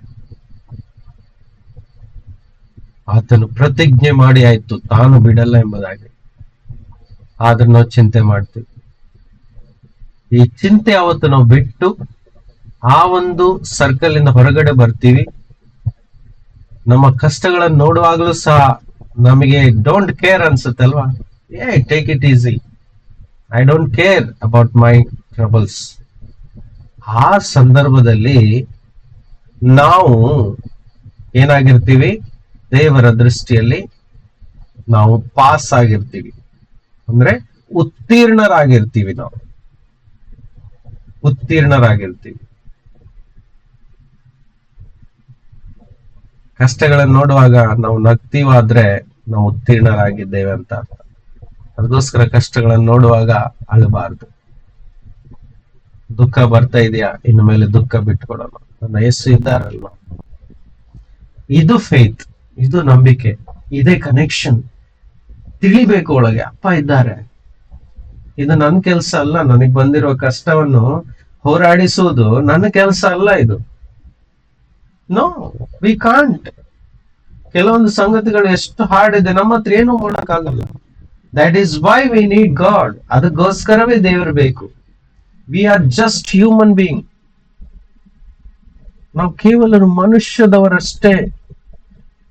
ಒಳಗಡೆ ಆತ್ಮ ಇಲ್ಲ ಅಂದ್ರೆ ನಾವು ಅಲ್ಲೇ ಮಣ್ಣು ಪಾಲಾಗ್ಬಿಡ್ತೀವಿ. We are just dust. ನಾವು ಕೇವಲ ಧೂಳಿಗೆ ಸಮಾನ. ಒಳಗೆ ಆತ್ಮ ಇಲ್ಲ ಅಂದ್ರೆ ಧೂಳಿಗೆ ಸಮಾನರು ನಾವು. ಹಾಗಾದ್ರೆ ಒಳಗಡೆ ಆತ್ಮ ಇದ್ದಾರೆ ಅಂತ ಹೇಳಿದ್ರೆ ಅದು ಬಹುಮೂಲ್ಯವಾದದ್ದು, ತುಂಬಾ ಬೆಲೆ ಬಾಳುವಂಥದ್ದು. ಅದು ದೇವರು ಕೊಟ್ಟಂತ ಆತ್ಮ. ಸೊ ಆ ಆತ್ಮದ ಜೊತೆ ದೇವರ ಜೊತೆ ಗೂಡಿದ್ರೆ, ಅಂದ್ರೆ ನಮ್ಮ ಆತ್ಮನ ಜೊತೆ ದೇವರ ಆತ್ಮ ಒಂದಾದ ಬಿಟ್ರೆ ನಾವು ಈ ಲೋಕವನ್ನು ಜಯಿಸ್ಲಿಕ್ಕೆ ಸಾಧ್ಯ. ಎಸ್, ನಾವು ಈ ಲೋಕವನ್ನು ಜಯಿಸ್ಲಿಕ್ಕೆ ಸಾಧ್ಯ. ಯೇಸು ಹೇಳಿದ್ದಾರೆ, ನಾನೇ ಲೋಕಕ್ಕೆ ಬೆಳಕು. ಇಡೀ ಕತ್ತಲೆ ತುಂಬಿದ ಈ ಭೂಮಿಗೆ ನಾನು ಬೆಳಕು ಕೊಡುವುದಾದ್ರೆ. ಆಮೇಲೆ ಹೇಳ್ತಾ ಇದ್ದಾರೆ, ಇನ್ನು ಮೇಲೆ ನಾನಲ್ಲ ನೀವು ಈ ಲೋಕಕ್ಕೆ ಬೆಳಕು ಅಂತ ಹೇಳಿಬಿಟ್ಟು ಹೋಗಿದ್ದಾರೆ. ಕತ್ತಲೆಯಿಂದ ತುಂಬಿರುವ ಈ ಲೋಕಕ್ಕೆ ಬೆಳಕು ಕೊಡುವ ನಾವೇ ಕತ್ತಲೆಯಲ್ಲಿ ತುಂಬಿಕೊಂಡ ಹಾಗೆ ಇದ್ದೇವೆ ಇನ್ನು ಸಹ. Let's come out. ಈ ಪ್ರಕಟಣೆಯನ್ನು ಅರ್ಥ ಮಾಡಿಕೊಳ್ಳೋಣ. This is the revelation. We are the light off the world. We are the salt of this earth. ನಾವು ಭೂಮಿಗೆ ಉಪ್ಪಾಗಿದ್ದೇವೆ. ಯೇಸು ಇನ್ನೊಂದ್ ಕಡೆ ಹೇಳ್ತಾರೆ, ನಾನು ಇಷ್ಟೆಲ್ಲ ಅದ್ಭುತಗಳನ್ನು ಚಮತ್ಕಾರಗಳನ್ನು ಮಾಡಿದ್ದೀನಿ. ಸತ್ತವ್ರನ್ನ ಎಬ್ಬಿಸಿದ್ದೇನೆ, ಕುಂಟರನ್ನು ಗುಣಪಡಿಸಿದ್ದೇನೆ, ಕುರುಡರನ್ನು ಗುಣಪಡಿಸಿದ್ದೇನೆ, ಹೌದಾ, ಎಲ್ಲಾ ಪ್ರಕಾರದ ರೋಗಗಳನ್ನು ಗುಣಪಡಿಸಿದ್ದೇನೆ, ದೆವ್ವಗಳನ್ನು ಓಡಿಸಿದ್ದೇನೆ. ನಾನು ಮಾಡಿದ ಕ್ರಿಯೆಗಳಿಗಿಂತ ಹೆಚ್ಚಿನದನ್ನು ನೀವು ಮಾಡುವಿರಿ. ಏನೋ ಯೇಸು ಹೇಳ್ತಾರೆ, ತಾನು ಮಾಡಿದ್ದ ಎಲ್ಲಾ ಕಾರ್ಯಗಳಿಗಿಂತ ಜಾಸ್ತಿ ನೀವು ಮಾಡ್ತೀರಂತ ಹೇಳ್ಬಿಟ್ಟು ಹೋಗಿದ್ದಾರೆ. ವಾವ್, ಸಿ, ನಾವಿನ್ನು ನಮ್ಮ ಪರ್ಸನಲ್ ಲೈಫ್ ಬಗ್ಗೆನೇ ಚಿಂತೆ ಮಾಡಿ ಕೊರಗ್ತಾ ಇದ್ದೇವೆ. ಲೆಟ್ಸ್ ಕಮ್ ಔಟ್, ಮೈಂಡ್ ಅನ್ನು ಫ್ರೀ ಮಾಡ್ಕೊಳ್ಳೋಣ. ದೇವರು ಎಲ್ಲಿಯ ತನಕ ಸಕಲ ಸೃಷ್ಟಿಯ ಮೇಲೆ ನಿಯಂತ್ರಣರಾಗಿದ್ದಾರೋ, ಈ ಭೂಮಿಯ ಮೇಲೆ ಒಂದೇ ಒಂದು ಎಲೆ ಕೂಡ ಬೀಳ್ಲಿಕ್ಕೆ ಸಾಧ್ಯ ಇಲ್ಲ ಅವರ ಚಿತ್ತವಿಲ್ಲದೆ. ಏನು, ಅವರ ಚಿತ್ತ ಇಲ್ಲದೆ ಒಂದು ಎಲೆ ಸಹ ಬೀಳ್ಲಿಕ್ಕೆ ಸಾಧ್ಯ ಇಲ್ಲ. ಯೋಚನೆ ಮಾಡಿ ನೋಡೋಣ. ಪ್ರತಿಯೊಂದನ್ನು ಎಣಿಸ್ಬಿಟ್ಟು ಅವರು ತನ್ನ ನಿಯಂತ್ರಣದಲ್ಲಿಟ್ಟಿದ್ದಾರೆ. ಇಡೀ ಭೂಮಿಗೆ ಅಧಿಕಾರಿ, ಇಡೀ ಆಕಾಶಕ್ಕೂ ಅಧಿಕಾರಿ. ನಂಬ್ತೀರಾ? ಅದು ಅವರೇ ಹೇಳಿದ್ದು. ಮತ್ತಾಯನ ಸುವಾರ್ತೆ 28:18 ಹೇಳಿದ್ದಾರೆ, ಆಕಾಶದಲ್ಲಿಯೂ ಭೂಮಿಯಲ್ಲಿಯೂ ಸಕಲ ಅಧಿಕಾರವನ್ನು ನನಗೆ ಕೊಡಲ್ಪಟ್ಟಿದೆ. ಸಿ, ಎಂತ ಅಧಿಕಾರ ಅದು! ಆಕಾಶದಲ್ಲಿಯೂ ಭೂಮಿಯಲ್ಲಿಯೂ ಸರ್ವ ಅಧಿಕಾರ ಅವರ ಕೈಯಲ್ಲಿದೆ. ಅಂತ ದೇವರು ನಮ್ ಜೊತೆಯಲ್ಲಿದ್ದಾರೆ.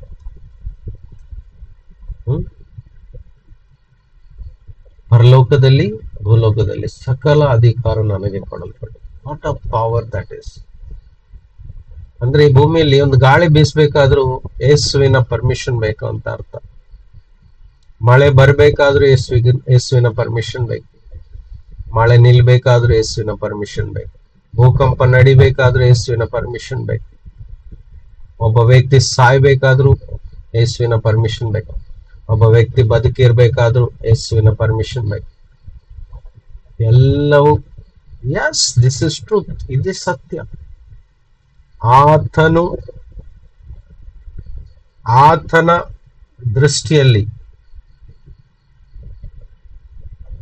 ಆತನ ಚಿತ್ತವಿಲ್ಲದೆ ಯಾವ ಸಂಗತಿಯು ಭೂಮಿಯಲ್ಲಿ ನಡೆಯಲ್ಲ. ಅಂದ್ರೆ ನಮ್ಮ ದೇವರ ವಿರೋಧವಾಗಿ ಯಾವುದೇ ಒಂದು ಸಂಗತಿ ನಡೆಯಲ್ಲ. ಇದೇ ಸತ್ಯ. ಎಷ್ಟು ಜನ ನಂಬ್ತೀರಾ? Thank you Jesus. Praise the Lord. ಎಷ್ಟು ಅದ್ಭುತ ಅಲ್ವಾ? ಆ ದೇವರು ನಮ್ಮ ಜೊತೆಯಲ್ಲಿರ್ಲಿಕ್ಕೆ ಇಷ್ಟಪಡ್ತಾರೆ. ನಾವು ಯಾವತ್ತು ದೇವರ ಜೊತೆ ಬದುಕುವುದನ್ನು ಎಂಜಾಯ್ ಮಾಡ್ತೀವೋ, ಅವರ ಆತ್ಮದಲ್ಲಿ ಒಂದಾಗಿರ್ಲಿಕ್ಕೆ ಎಂಜಾಯ್ ಮಾಡ್ತೀವೋ, ಅಂದ್ರೆ ಒಂದಾಗಿದ್ದು ಆ ಒಂದು ಜೀವನವನ್ನು ಎಂಜಾಯ್ ಮಾಡ್ತೀವೋ, ಆವತ್ತೆಲ್ಲವೂ ಅದ್ಭುತ. That is called victorious Christian life. ಇದು ಮಾಡುವುದು ಅಷ್ಟು ಸುಲಭ ಅಲ್ಲ. ಇದನ್ನೇ ಮಾಡಕ್ ಬಿಡಲ್ಲ. ಅದಕ್ಕೆ ಅರ್ಥ ಶೋಧನೆಗಳು. ಪ್ರತಿ ಕ್ಷಣ ನಮ್ಮನ್ನು ಡಿಸ್ಟ್ರಾಕ್ಟ್ ಮಾಡ್ತಾ ಇರ್ತಾನೆ ದುಷ್ಟನು. ನಮ್ಮನ್ನು ದಾರಿ ತಪ್ಪಿಸ್ಬಿಡ್ತಾನೆ, ನಮ್ಮನ್ನು ಮರಳು ಮಾಡಿಬಿಡ್ತಾನೆ, ನಮಗೆ ಸುಳ್ಳು ಹೇಳ್ತಾ ಇರ್ತಾನೆ ಕಿವಿಯಲ್ಲಿ ಬಂದು, ನಮಗೆ ಭಯಪಡಿಸ್ತಾ ಇರ್ತಾನೆ, ನಂಬಿಕೆ ತೆಗಿತಾ ಇರ್ತಾನೆ. ಇದೇ ಯುದ್ಧ. ಶತ್ರು ಸೈನ್ಯ ಏನ್ ಮಾಡ್ತದೆ? ಒಳ್ಳೆ ಸೈನ್ಯದ ಅಥವಾ ಒಳ್ಳೆ ರಾಜ್ಯದ ಆ ಒಂದು ಸೈನ್ಯಕ್ಕೆ ಏನಾದ್ರೂ ಕುತಂತ್ರ ಮಾಡಿ ಸೋಲಿಸ್ಲಿಕ್ಕೆ ಪ್ರಯತ್ನ ಪಡ್ತಾ ಇರ್ತದೆ. ಅದೇ ರೀತಿ ಈ ನಮ್ಮ ಆತ್ಮೀಯ ಜೀವಿತ. ನಮ್ಮನ್ನು ಸೋಲಿಸ್ಬೇಕು, ನಾವು ಹಾಳಾಗ್ಬೇಕು, ನಾವು ಸಾಯ್ಬೇಕು, ನಾವು ಒಳ್ಳೇದಾಗಬಾರ್ದು, ನಾವು ದೇವರ ದೃಷ್ಟಿಯಲ್ಲಿ ಒಳ್ಳೆಯವರಾಗಿ ಜೀವಿಸಬಾರ್ದು, ಪರಿಶುದ್ಧರಾಗಿರಬಾರ್ದು. ಹಾಗಿದ್ರೆ ನಾವು ದೇವರ ಜನರಾಗ್ತೀವಿ, ದೇವರ ಅದ್ಭುತ ಮಾಡ್ತಾರೆ, ನಾವು ಬದಲಾಗ್ತೀವಿ, ದೇವರ ರಾಜ್ಯಕ್ಕೆ ಲಾಭವಾಗ್ತದೆ, ದೇವರಿಗೆ ಮಹಿಮೆ ಆಗ್ತದೆ ಅಂತ ನಮ್ಮ ಶತ್ರುಗಳಿಗೆ ತಿಳಿದಿದೆ. ಅದಕ್ಕೆ ನಮ್ಮನ್ನು ಮರಳು ಮಾಡ್ತಾ ಇರ್ತವೆ, ವಂಚನೆ ಮಾಡ್ತಾ ಇರ್ತವೆ. ಅದಕ್ಕೆ ಯೇಸು ಹೇಳ್ತಾ ಇದ್ದಾರೆ, ಅದಕ್ಕೆ ದೇವರ ಆತ್ಮನು ಯಾಕೋಬನ ಮೂಲಕ ಹೇಳ್ತಿದ್ದಾರೆ, ದೇವರ ಹತ್ತಿರದಲ್ಲೇ ಇರಿ, ಸಮೀಪದಲ್ಲಿ ಇರಿ, ಆಗ ಆತನು ಸಹ ನಿಮ್ಮ ಸಮೀಪದಲ್ಲಿರುವನು. ಯೇಸು ಸಹ ಹೇಳಿದಾರಲ್ಲ, ನೀವು ನನ್ನಲ್ಲಿಯೂ ನನ್ನ ವಾಕ್ಯಗಳು ನಿಮ್ಮಲ್ಲಿಯೂ ಇರುವುದಾದ್ರೆ ಏನ್ ಬೇಕಾದ್ರೆ ನೀವು ಕೇಳಿ, ನಾನು ಮಾಡ್ತೀನಿ ಎಂಬುದಾಗಿ. ದಿಸ್ ಇಸ್ ಕಾಲ್ಡ್ ವಂಡರ್ಫುಲ್, ಅದ್ಭುತ. ನಾನು ಜಾಸ್ತಿ ವಾಕ್ಯಗಳನ್ನು ತೆಗಿಲಿಕ್ಕೆ ಇಷ್ಟಪಡೋದಿಲ್ಲ. ದೇವರು ಆಲ್ರೆಡಿ ಮಾತಾಡಿದ್ದಾರೆ. ಅನೇಕ ವಾಕ್ಯಗಳಿದ್ದರೂ ನಾನು ತೆಗಿಲಿಕ್ಕೆ ಇಷ್ಟಪಡ್ತಾ ಇಲ್ಲ. ಈ ಒಂದು ಪ್ರಕಟಣೆ ನೀವು ಅರ್ಥ ಮಾಡ್ಕೊಂಡ್ರೆ ಖಂಡಿತವಾಗಿ ಜಯಿಸ್ತೀರ. ಒಂದು ವೇಳೆ ನಿಮ್ಮ ಹತ್ರ ಪೇತ್ರನು ಯೋಹಾನನು ಹೇಳಿದ ಹಾಗೆ ಬೆಳ್ಳಿ ಬಂಗಾರ ಇಲ್ಲದೆ ಇರಬಹುದು, ಆದರೆ ಆ ಕುಂಟನಿಗೆ ಕೊಡುವಂತ ಶಕ್ತಿ, ಕಾಲು ಕೊಡುವಂತ ಶಕ್ತಿ ನಮ್ಮೊಳಗಿರ್ತದೆ. ಪೇತ್ರನು ಯೋಹಾನನು ಆ ಭಿಕ್ಷುಕನಿಗೆ ಹೇಳಿದ ಪ್ರಕಾರ, ಏಸ್ ನಾಜರೇತಿನ ಹೆಸರಿನಲ್ಲಿ ಎದ್ದು ನಡೆ. ಅದು ಈ ಲೋಕ ಕೊಡ್ಲಿಕ್ಕೆ ಆಗುದಿಲ್ಲ ಅಂತ ಹೇಳಿದ್ರೆ, ಬೆಳ್ಳಿ ಬಂಗಾರಕ್ಕಿಂತ ಹೆಚ್ಚಿನದು, ಅದು ಜಾಸ್ತಿ ಬೆಲೆಯುಳ್ಳದು. ಅದು ಯೇಸುವಿನ ಶಕ್ತಿ, ಅದು ದೈವಿಕ ಶಕ್ತಿ, ಅದು ಪವಿತ್ರಾತ್ಮನ ಶಕ್ತಿ. ಅದು ಆ ಶಕ್ತಿಯ ವಿರೋಧ, ಆ ಶಕ್ತಿಗೆ ಸಮಾನವಾಗಿ ಬೆಳ್ಳಿ ಆಗ್ಲಿ, ಬಂಗಾರವಾಗ್ಲಿ, ಅಥವಾ ಯಾವುದೇ ಹಣಕಾಸಾಗ್ಲಿ ಕಂಪೇರ್ ಮಾಡ್ಲಿಕ್ಕೆ ಆಗುದಿಲ್ಲ. ಹಣ ಇದ್ರೆ ದೊಡ್ಡ ಮನೆ, ಗಾಡಿ, ನಮಗೆ ಬೇಕಾದ ಅವಶ್ಯಕತೆಗಳನ್ನು ಕೊಂಡ್ಕೊಳ್ಬಹುದು. ಆದರೆ ದೈವಿಕ ಶಕ್ತಿ, ಪರಿಶುದ್ಧಾತ್ಮನ ಶಕ್ತಿಯನ್ನು ನಾವು ಪಡ್ಕೊಳ್ಳಿಕ್ಕೆ ಆಗುದಿಲ್ಲ. ಯಾವುದು ಮನುಷ್ಯನು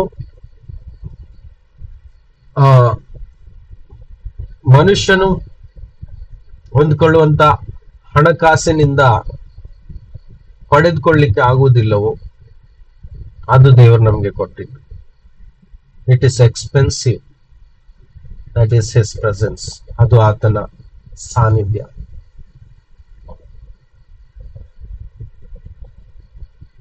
ನಮ್ಮ ಜೊತೆ ವಾಸವಾಗಿದ್ದಾರೆ,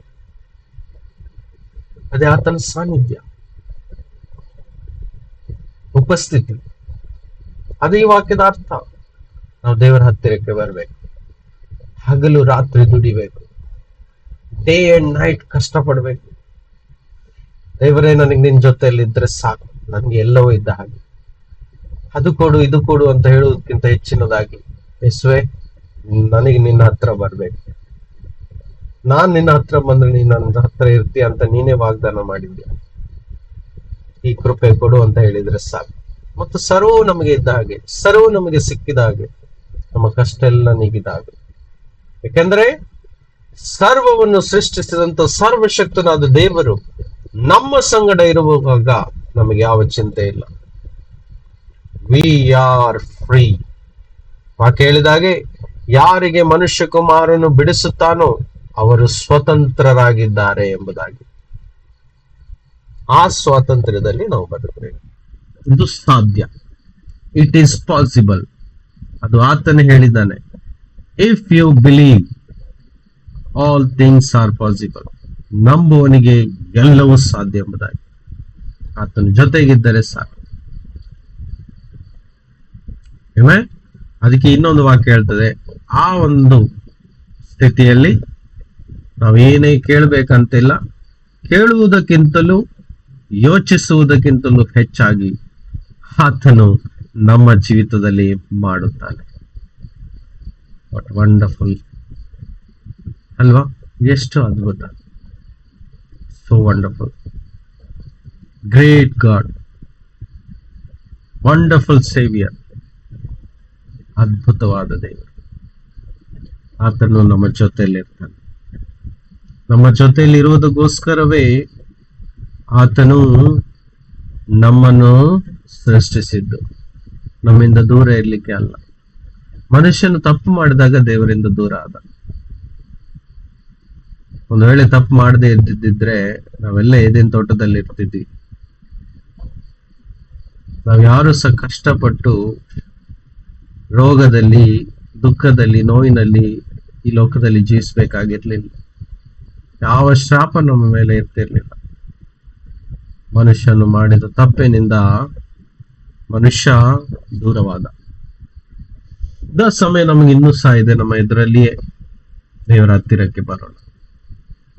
ನಾನು ಹೇಳೋದು ಅರ್ಥ ಆಗ್ತಿದೆ ಅಂತ ನಾನು ತಿಳ್ಕೊಳ್ತಾ ಇದ್ದೀನಿ. ಇನ್ನಷ್ಟು ದೇವರ ಹತ್ತಿರಕ್ಕೆ ಬರೋಣ. ನಮಗೆ ಸಾಕಾಗಲ್ಲ, ಇನ್ನಷ್ಟು ಹತ್ತಿರ. ಎಲ್ಲಿಯ ತನಕ ನಮಗೆ ಅಪೂರ್ಣ ಉಪಸ್ಥಿತಿ ಅನುಭವ ಆಗುವುದಿಲ್ಲವೋ ಅಲ್ಲಿ ತನಕ ಹಗಲು ರಾತ್ರಿ ನಾವು ಆತನ ಹತ್ತಿರಕ್ಕೆ ಬರ್ಲಿಕ್ಕೆ ಪ್ರಯತ್ನ ಮಾಡ್ಬೇಕು.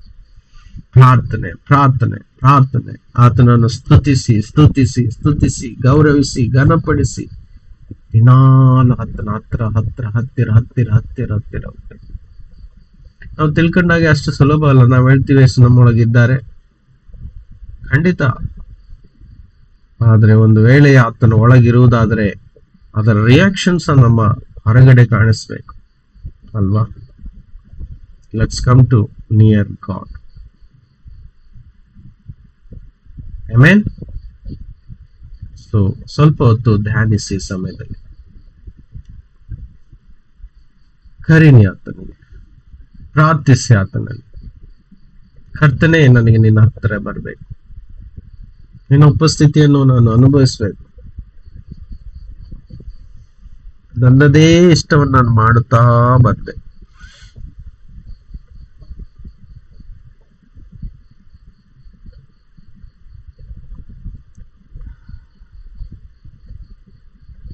Thank you Jesus.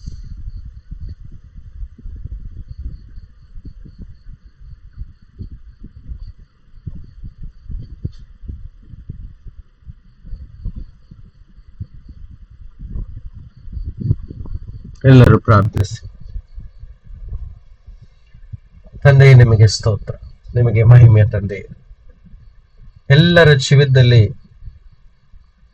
ನಿನ್ನ ಉಪಸ್ಥಿತಿಯು ಪ್ರಕಟವಾಗಬೇಕಾಗ್ತದೆ. ನಿಜವಾದ ಕ್ರೈಸ್ತರಾಗಿ ಎಲ್ಲರೂ ನಾವು ಬದಲಾಗಬೇಕು. ಕ್ರೈಸ್ತನು ಒಳಗಡೆ ಇದ್ದಾನೆ, ಜೀವಿತದಲ್ಲಿ ಇದ್ದಾನೆ ಎಂಬುದು ಅನೇಕರು ನಮ್ಮನ್ನು ನೋಡಬೇಕು. ನಮ್ಮಲ್ಲಿ ಕ್ರೈಸ್ತನನ್ನು ನೋಡಬೇಕು ಅನೇಕರು. ನಮ್ಮ ಜೀವಿತವೇ ಮೊದಲು ಬದಲಾಗಬೇಕು. ಕರ್ತನೆ, ಬಲಪಡಿಸು, ಸಹಾಯ ಮಾಡು, ಅದ್ಭುತಗಳನ್ನು ನಡೆಸು ಕರ್ತನೆ. ರೋಗಗಳನ್ನು ದೂರ ಮಾಡು, ಕಷ್ಟಗಳನ್ನು ದೂರ ಮಾಡು, ಚಿಂತೆಯನ್ನು ದೂರ ಮಾಡು, ಅಡೆತಡೆಗಳನ್ನು ಎಲ್ಲವುಗಳಿಂದ ತಪ್ಪಿಸು, ಶೋಧನೆಗಳಿಂದ ಕಾಪಾಡು, ಬೀಳದಂತೆ ಕಾಪಾಡು ಸ್ವಾಮಿ. ನಂಬಿಕೆಯಲ್ಲಿ ದೃಢವಾಗಿಯೂ ಬಲವಾಗಿಯೂ ಒಂದು ಜಯವುಳ್ಳ ಕ್ರಿಸ್ತಿಯ ಜೀವಿತ ಬದುಕಲಿಕ್ಕೆ ಸಹಾಯ ಮಾಡು. ಇಲ್ಲಿ ಸೇರಿರುವಂತ ನಮ್ಮ ಪ್ರೀತಿ ಎಲ್ಲ ಹಿರಿಯರನ್ನು ಮತ್ತು ಸಹೋದರ ಸಹೋದರಿಯರನ್ನು, ಚಿಕ್ಕವರನ್ನು ಎಲ್ಲರನ್ನು ನೀನು ಆಶೀರ್ವದಿಸಿ ಬಲಪಡಿಸು. ನಿನ್ನ ಚಿತ್ತವನ್ನೇ ನೆರವೇರ್ಲಿಕ್ಕೆ ಆಗ್ತದೆ. ನಿನ್ನ ಸಹಾಯವನ್ನು ಕೋರುತ್ತೇವೆ. Thank you lord. ಕರ್ತನೇ, ಸ್ತೋತ್ರ ಸ್ತೋತ್ರ ಸ್ತೋತ್ರ, ಆರಾಧನೆ ಅಪ್ಪ. ನಿನ್ನ ಚಿತ್ತವು ನಮ್ಮೆಲ್ಲರ ಜೀವಿತದಲ್ಲಿ ನೆರವೇರ್ಲಿಕ್ಕೆ ಆಗ್ತದೆ. ಯೇಸು ಕ್ರಿಸ್ತರ ನಾಮದಲ್ಲಿ ಪ್ರಾರ್ಥಿಸುತ್ತೇವೆ. ಆಮೇನ್. Amen, amen. ಆಮೇನ್. ಮುಂದಿನ ಪ್ರಾರ್ಥನೆಯನ್ನು ಕಂಟಿನ್ಯೂ ಮಾಡಿ.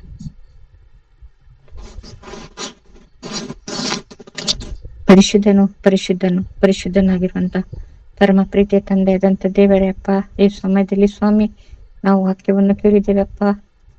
ದೇವರ ಸಮೀಪಕ್ಕೆ ಬನ್ನಿರಿ, ಆಗ ಆತನು ನಿಮ್ಮ ಸಮೀಪಕ್ಕೆ ಬರುವನಂತ. ಹೌದು ಅಪ್ಪ, ನಾವಿನ್ನು ಕೂಡ ಆತನ ಸಮೀಪಕ್ಕೆ ಬಾರದೇ ಇದ್ದೇವೆ ಅಂತ ಎಣಿಸ್ತೇವೆ ಸ್ವಾಮಿ ನಾವು. ಹೌದು ತಂದೆ.